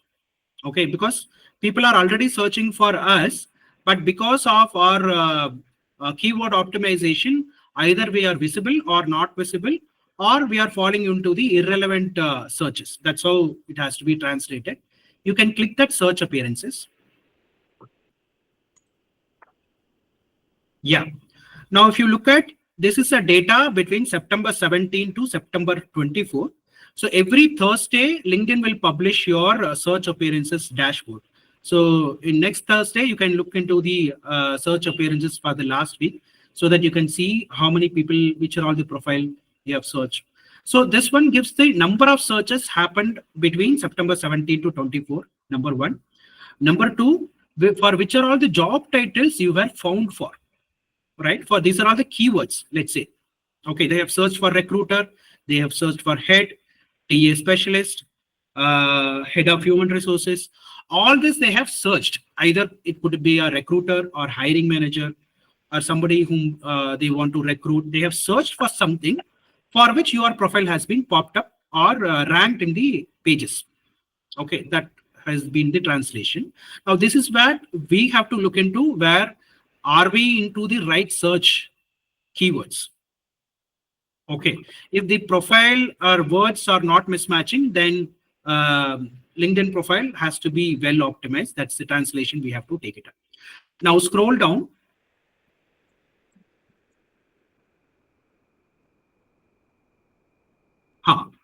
Now this translates to top job titles of your searchers. Whatever your searchers are doing, what is their designation, that gives a list. Like the number one is software developer, recruiter, salesperson, project manager, and consultant. Now, obviously, recruiter could have searched for hiring for some for their organization or something, but software developer maybe in a similar organization or a recruiter they could have found for getting a job because you are into a TA role. Salesperson they could have searched for selling you some software. Project manager and consultant, I'm not sure. It may be a relevant search. Now, this has to be understood in a way where from which are all job titles we've been searched for.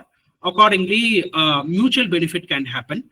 So we need to understand whether this search which is happening out there 24/7 is mutually helping or not. Okay, otherwise there is no point in having a LinkedIn profile, and it translates that we are not utilizing LinkedIn or not active in LinkedIn. That's how it has to be translated. Any questions here?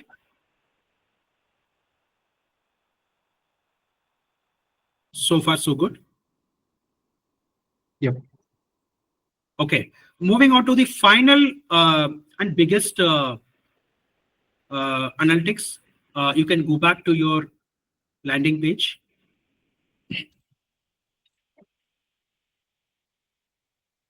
Yeah. Now click on the more button. Show all analytics. No, below the headline. Yeah, more button. Mm. Near to the view my blog. Yeah. Click the save to PDF and download your LinkedIn profile. Yeah. Now open a new Google tab. Yeah. Now type resumeworded.com. Resume. Worded, WORDED. Okay. Uh, Resume, I have searched resume. Worded. Resumeforwarded.com. Yeah. WORDED. Correct. Yeah.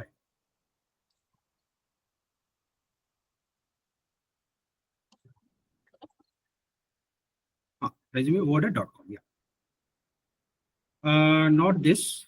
1 second. Let me. Yeah. Now log in here with your Google account.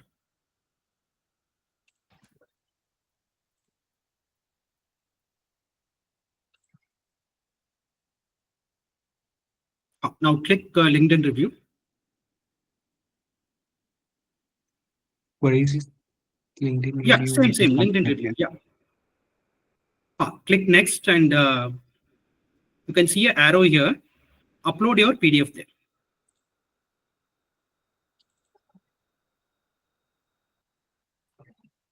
Now it is analyzing your LinkedIn profile section by section and trying to understand whether you have really contributed to each section, and it will give you a score.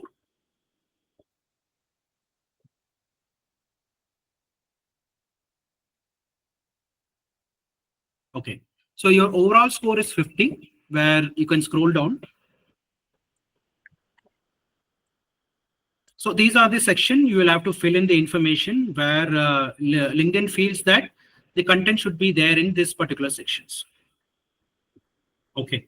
So only then a all-star profile can be achieved. All-star profiles always gives a greater visibility, discoverability, and all that.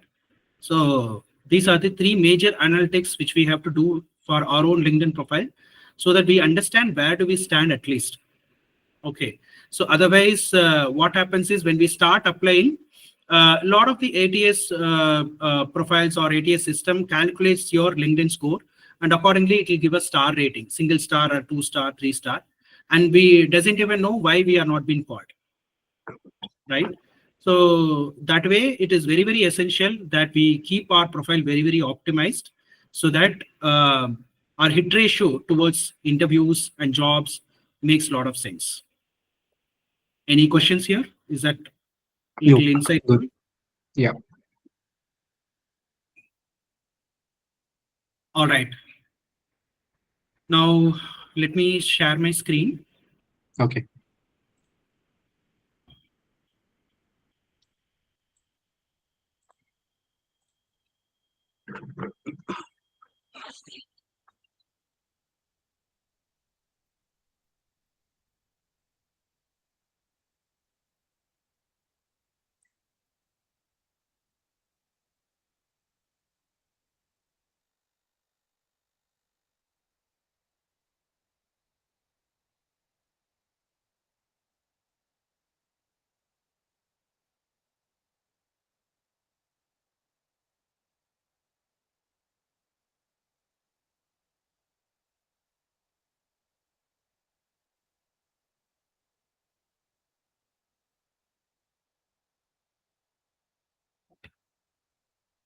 It's just loading.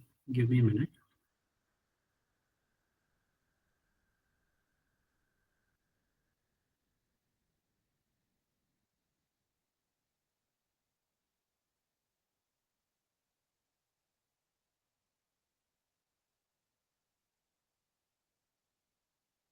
You can see my screen.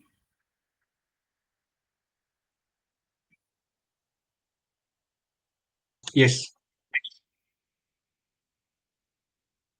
Okay.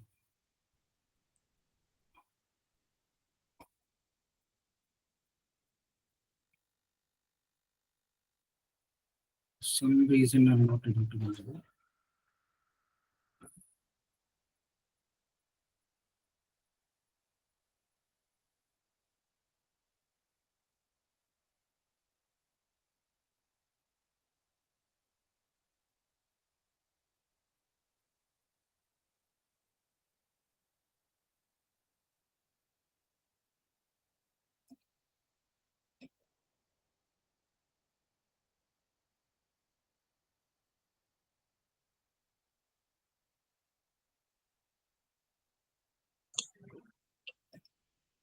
Do you need any help in this? One second, one second. I'm just trying to the system. Can you see content? Yes. Okay, so for the people who are not there in last 2 days, just a quick introduction. I'm a ex-recruitment professional and LinkedIn marketing consultant and trainer, having 36,000 global followers and 8,000 people satisfied clients. Worked about 300 LinkedIn marketing projects. So to do a quick summary, what we learned so far. So what all we covered, I'll tell you. So in last couple of days, we found 8 different job verticals of HR roles, mapping out hard and soft skills to the favorite role which we are interested. Deep insight towards real-time HR roles from various panel members. We are also created job description and learned how specific information in a JD will help in getting relevant candidates. We also learned today from keynote speakers on future requirements and skills, what HR role will look like, all that. So today we have also seen how LinkedIn helps, and we have also understood where our profile stands on LinkedIn, what is the score, all that. So this is just a start of the HR journey where we have to go a little long way, where we can see a lot of opportunities. So I'll be taking about 15 more minutes to explain the upcoming workshop, wherein we will be telling about what are all our process mechanism and how LinkedIn can help you in getting a HR role, all that. So we have this upcoming workshop called LinkedIn Blueprint Workshop, where it will be a real roadmap, a blueprint for a entire HR career. So if you look at the job market, the reality seems like a lot of people could have applied jobs and keep complaining that I'm not getting interview calls. There is no response from HR or recruiter. This is what the major issue which most of the people keep talking about. But reality is 70% are hidden jobs where it is all happening through networking, headhunting, internal references.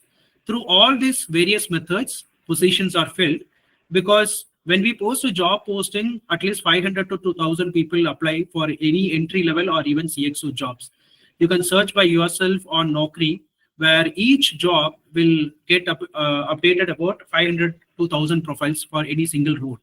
So if that is the case, it becomes very complicated for the recruiter to shortlist the profile. That's where, as recruiter, we hunt profiles through Naukri and LinkedIn, where we use keywords to source profiles on various platforms and try to line up candidates who are very fitting to that particular role. Now that's how it happens through LinkedIn platform. Now, how in this workshop, what we are doing, these are the various things which we do. First thing is to create a LinkedIn powerful profile creation to attract the non-advertised jobs, because as we have seen in the LinkedIn analytics, these 4 parameters are highly essential for anybody whom, if at all we have to attract MNC profile jobs, our profile has to be branded so that it attracts MNC recruiters in HR. So that's more crucial.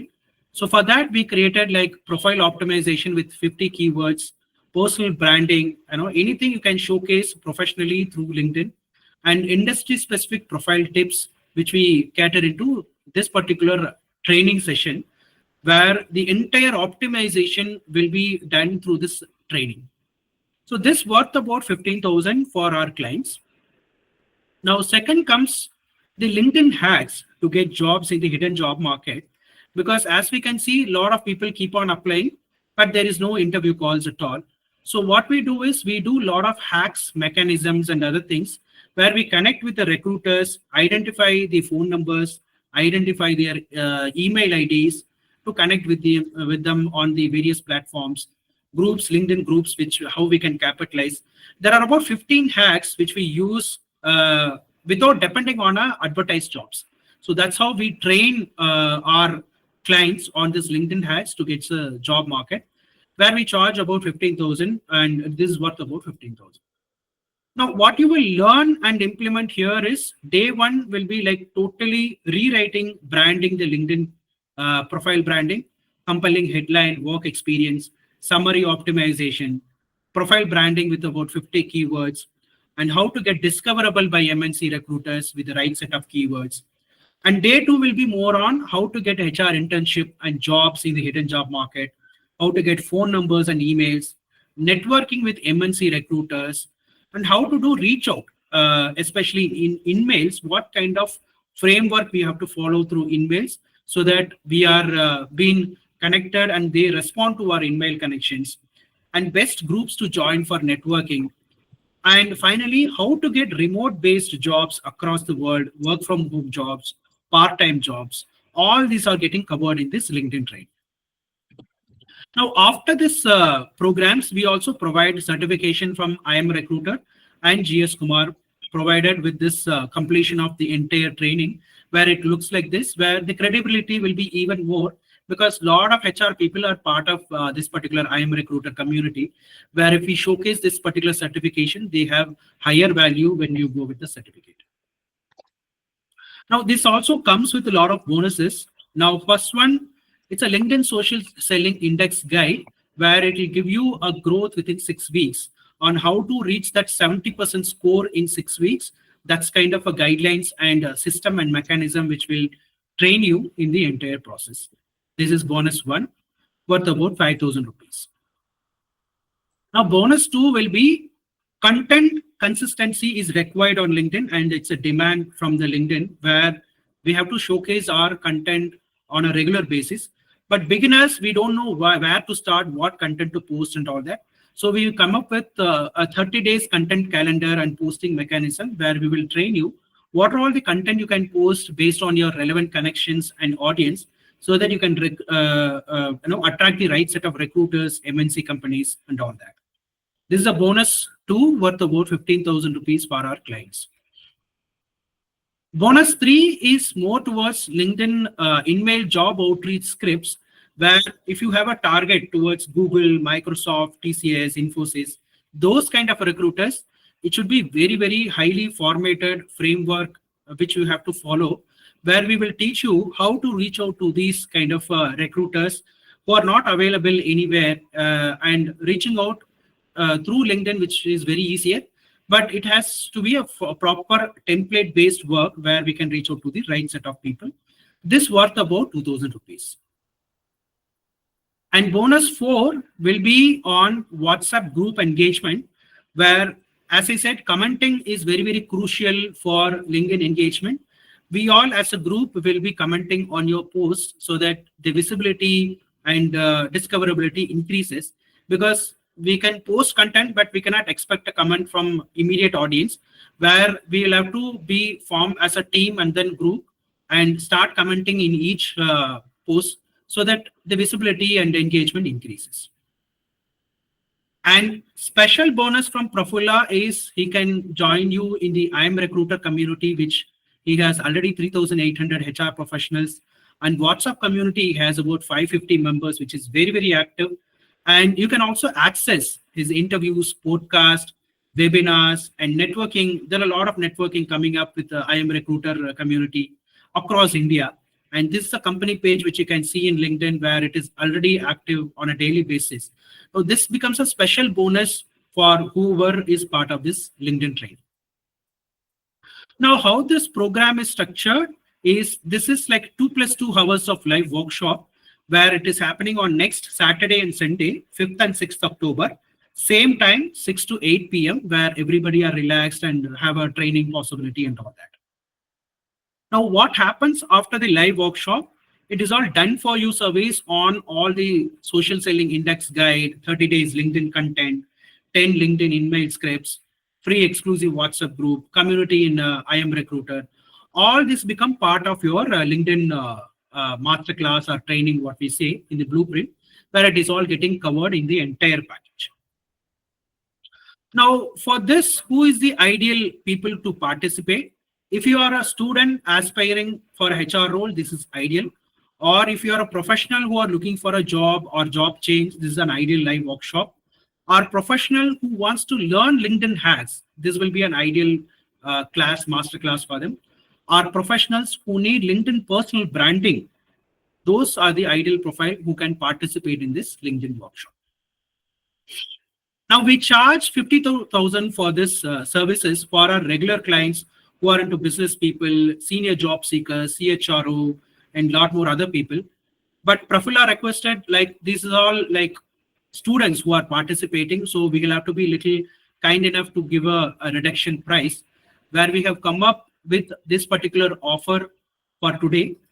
So for students, this is an exclusive offer for only 50 people. We are offering this for 5,000, and this is for only single day. For these 2 live workshop and all these coverages, bonuses, this particular option is highly beneficial for every students who are looking for a job change, looking for a career in HR, or want to build their network. This is the ideal training and bonus offering which we can offer. And to be a no-brainer opportunity, we can give one more offer. Like all this, when we have covered in LinkedIn Blueprint workshop, which covers from profile creation, hacks, social selling index guide, 30 days LinkedIn content calendar, in-mail scripts, WhatsApp group community, and I am recruiter community. All this for a webinar price, we can give for first 25 participants at a no-brainer cost of 1,999, which comes with a timeline of 24 hours from now. So whoever is interested, you can scan the URL, and we also share you a Google form where once you participated, you can give your form filling in this entire form, so that we will add you in the group, and then subsequently we can proceed with the training sessions and all that. So this is how it is. So you can, I'm holding this for another 2-3 minutes. So whoever is interested, you can take a screenshot and make your payment for next 24 hours, so that we'll see you in the live workshop. And you can also click the form and proceed with your form filling activity, so that we know who all participated.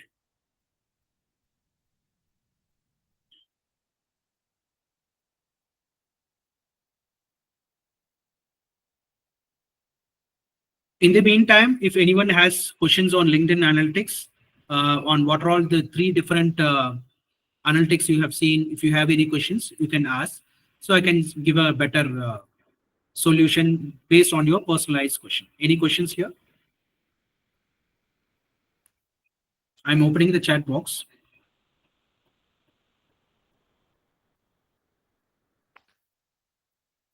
Either you can unmute and speak, or put it in the chat box, so that we can understand whether you have got a real insight through this workshop.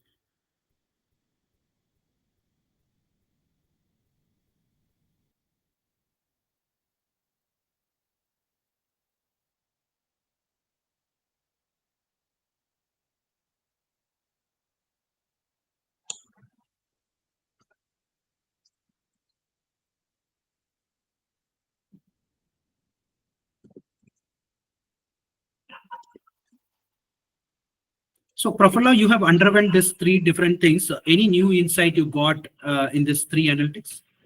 Yes, of course, Jess. I would say, like for me, also it was quite a new thing which I have seen. I haven't seen those things earlier, right? So definitely, now I have more insights about my LinkedIn profile, and I can update the keywords, key skills as well, right? And how I can improve those ranking of mine. Right. So the more and more we optimize, the more and more we are discoverable and monetize upon it, either be it in a job or be it in a business. Discoverability is a major key, where we have to be found by our target audience, be it recruiter, be it a business professional or a client. Our client has to search us, or our recruiter has to search us. So both things has to be very, very valuable. This platform gives that opportunity, wherein we have to understand how to utilize this particular platform and translate to an online language. So that's how we can capitalize so that we get benefit out of it. So realistically, when I started my own business in 2016, I didn't had a website. I only had LinkedIn profile to show to my clients and then show my work and stuff like that. Where it helped me about 3 years. Without website, I ran my business with 3 years, and after that, when I earned through LinkedIn only, I started developing other particular things. So that's how LinkedIn helped me when I had nothing to start with. So that's how we can capitalize this particular platform. So I suggest everybody to be very, very active and be very conscious using LinkedIn so that it will help you in the entire journey, either be it a job or be it a business. That's all from my side. Back to you, Rafael. Sure. Thanks. Thanks, Jace. Let me quickly share my screen.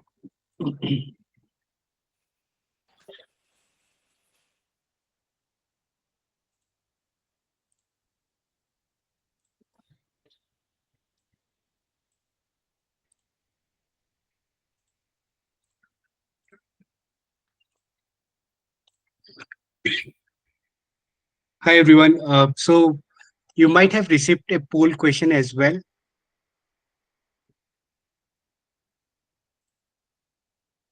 Sorry.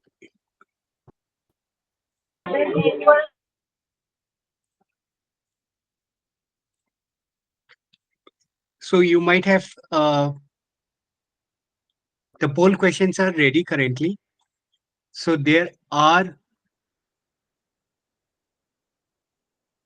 different 4 questions which Sharon have posted.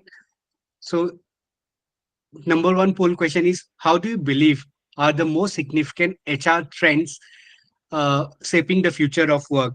Number one is artificial intelligence. Number two is adoption of remote and hybrid work model, automation of HR process, investment in learning and development technology.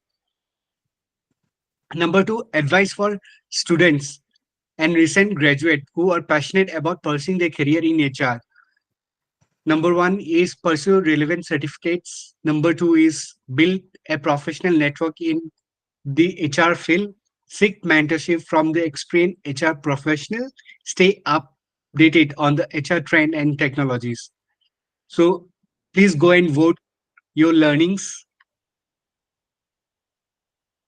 Number three is what are some of the common mistakes people make when starting their career in HR? How can they avoid them? Number one is being overly eager and not taking the time to learn the fundamentals. Second is failing to network and build professional relationship.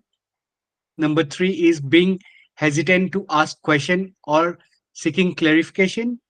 Number four is avoiding challenging situation that can lead to growth.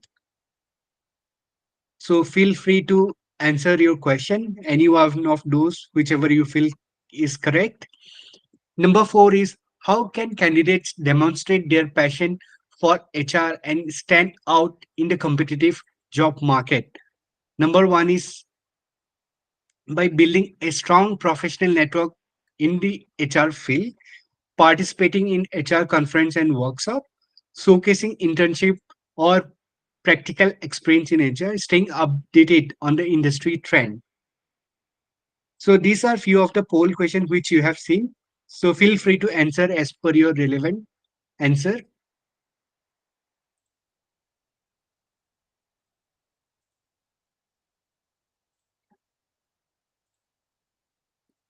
Next is uh, definitely this is the last day of the HR Bootcamp program. So our purpose is to build the bridge between the industry as well as the campus, right? So there are, as a industry person, we feel that there is a gap. So we are trying our best to connect those dots and bridge a gap. So with the help of your feedback, we can do it much better. So we want your feedback. So please feel free to scan this QR code and share your genuine feedback, what you liked about day three program, the panel discussions, what are the discussion you have heard. Second is the LinkedIn analytics and upcoming classes of JS Kumar. than the other pole as well, right? Next is like, again, like quick insight about I'm Recruiter. Like Jays have already talked about I'm Recruiter community. So how you can stay connected with I'm Recruiter community is through our website. You all might have received a web uh, joining form, right, for the mentorship program. So you can occasionally, like whenever you feel like, visit the website, ask questions over there, right? You can also connect to us through our LinkedIn page as well. So you can search for I'm Recruiter community in LinkedIn. So we'll share the links so that you can connect it. Number three is you can also go through our different job interviews of different recruiters, different leaders, TA leaders, different entrepreneurs we have invited to our channel. And these are very new YouTube channel we have created recently, right? So our Facebook page, Instagram, Twitter, even in our WhatsApp group also, you are most welcome to join us. But to have those things, there is a small challenge for you, right? So you need to go to I Am Recruiter YouTube channel. You have to find a video where we have talked about star interview approach. The reason why I am highlighting this particular video is, so every interview has a certain process, right? Certain way of giving interview, right? Star interview process or interview technique is very useful to get interviews as well, or get selected in the interviews. And this trick is told by someone who has been a recruiter in Google, who has been a recruiter in Adobe, who has been a recruiter in Microsoft currently, right? So this star approach is there in our YouTube channel.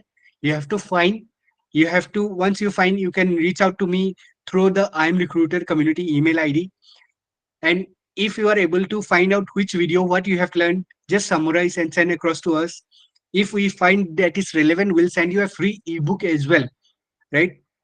Where you can learn about like different things required in HR, which will be useful for you. And post that, we'll add you to all our channels.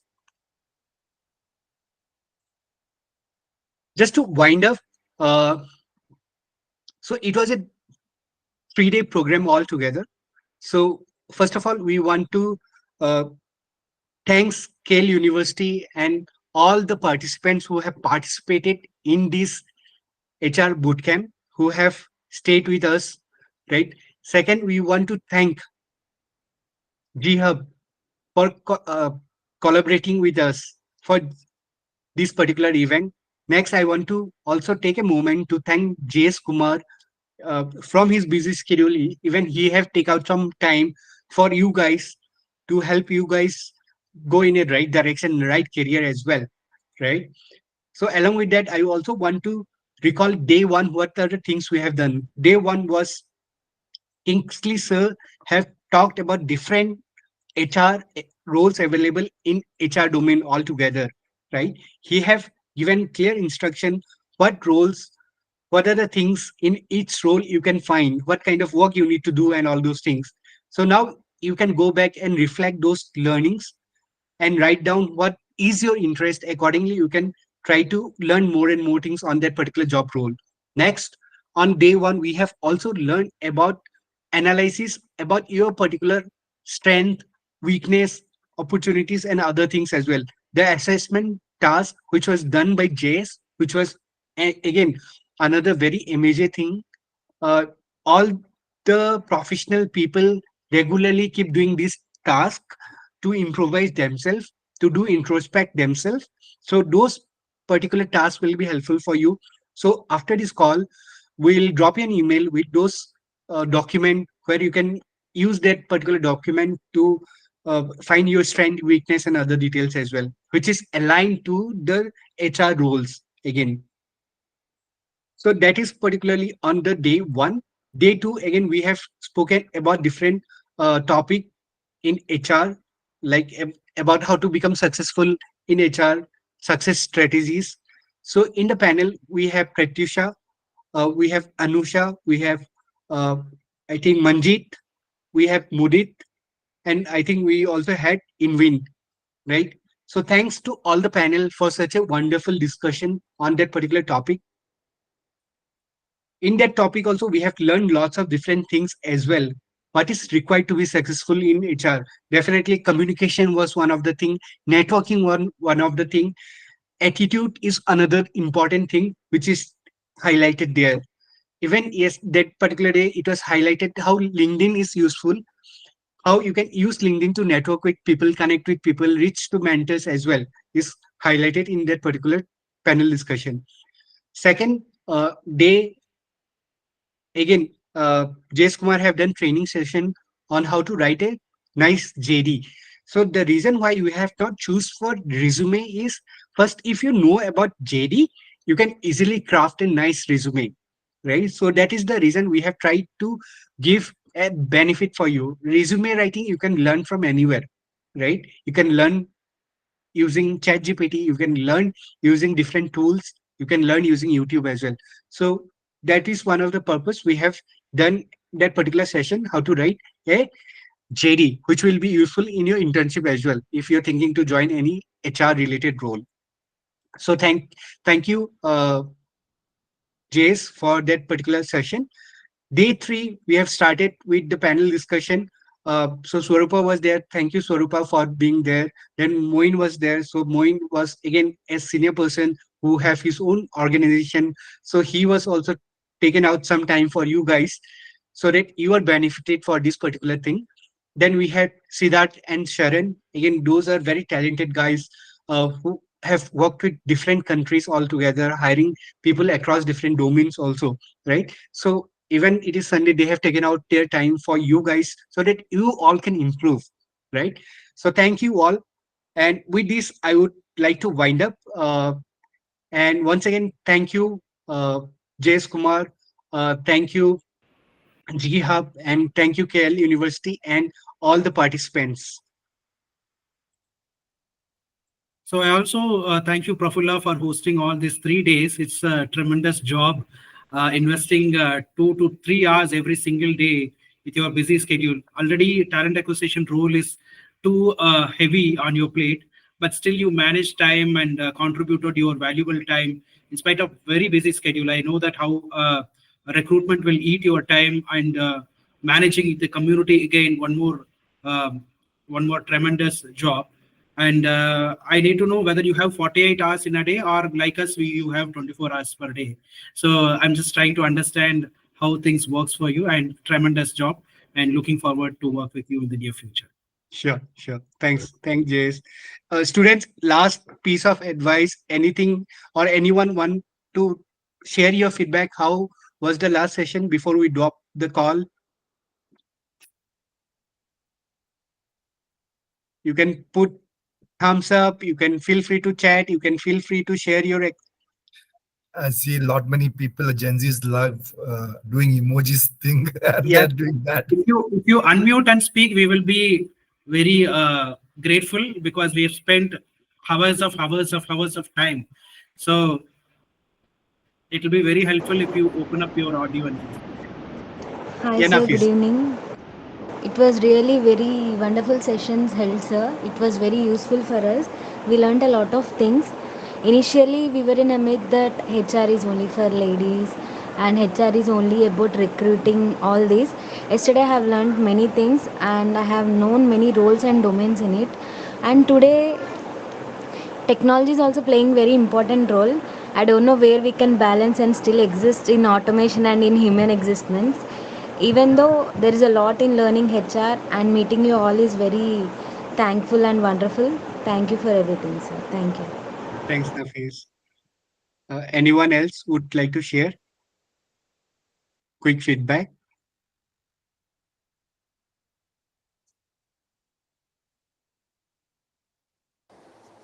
Hello, can you hear me? Yes, Bharat. Yeah, Yeah, yeah, sorry. yeah. Sir. Yes, Bharat, please Yeah. tell me, sir. So last 3 days have been very insightful, and actually this kind of boot camp is very keeping the people engaging, mainly the students who are actually having the HR aspirations. So you have taken up your busy time out of your busy schedule, and you have conducted these 3 days, which is not easy, as we say, basically, as it look like. There are a lot of work that goes at the back behind the scene, right? So thank you, everyone, including the panel who have come forward to share their insight. And it would, these kind of boot camps, if you conduct regularly, and also insightful about the LinkedIn, which GS Kumar sir has interpreted, right? Basically, he explained about the key ingredients that is required for the LinkedIn profile effectiveness. So those kind of things are also will bring more value addition. And like you also already we have discussed that LinkedIn is a profile, is a CV, is basically ECV that is required for every candidate to go through the interview process. So they should be active on the LinkedIn and contribute. There is nothing wrong or nothing correct. Whatever you want to share, you share, but keep it professional. That is what we have discussed, right? Don't post like a Facebook or Instagram. Keep the content related to the profession, whether you are HR, finance, or whatever.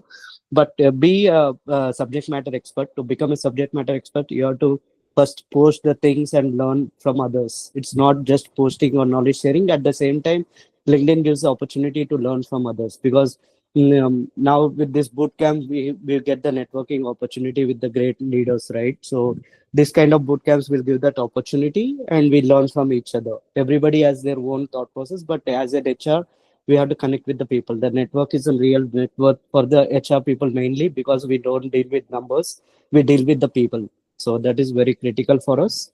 And once again, it was a great boot camp event that has been conducted, because like the USP is basically everybody is taking time and coming forward to share their insight, not just it is more interactive kind of sessions, not one in a monopoly, or basically going with just a PPT or something to share the knowledge, but it's a more real time expertise that has been shared by all the leaders. Thanks, Bharat. Anyone would like to share another last one feedback? Hello, good evening, sir. Uh, Yeah, Jerry, please go ahead. I really thankful to you, Profula, to connect all peoples in one platform, and also thanks to Moin sir who give a tremendous knowledge, and JS sir who give a LinkedIn profiles how to make a good profile. So thanks a lot, and to you all people who gave a best knowledge for us. HR means I thought it's how to start and how to start my career. So here I can learn something better for my future. Thanks a lot to you all. Thank, thank you. Great. Anyone want to share anything, or we are all good to wind up?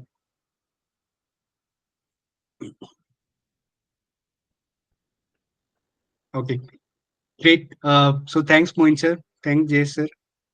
Looking forward for more similar HR bootcamp in future. Bye, everyone.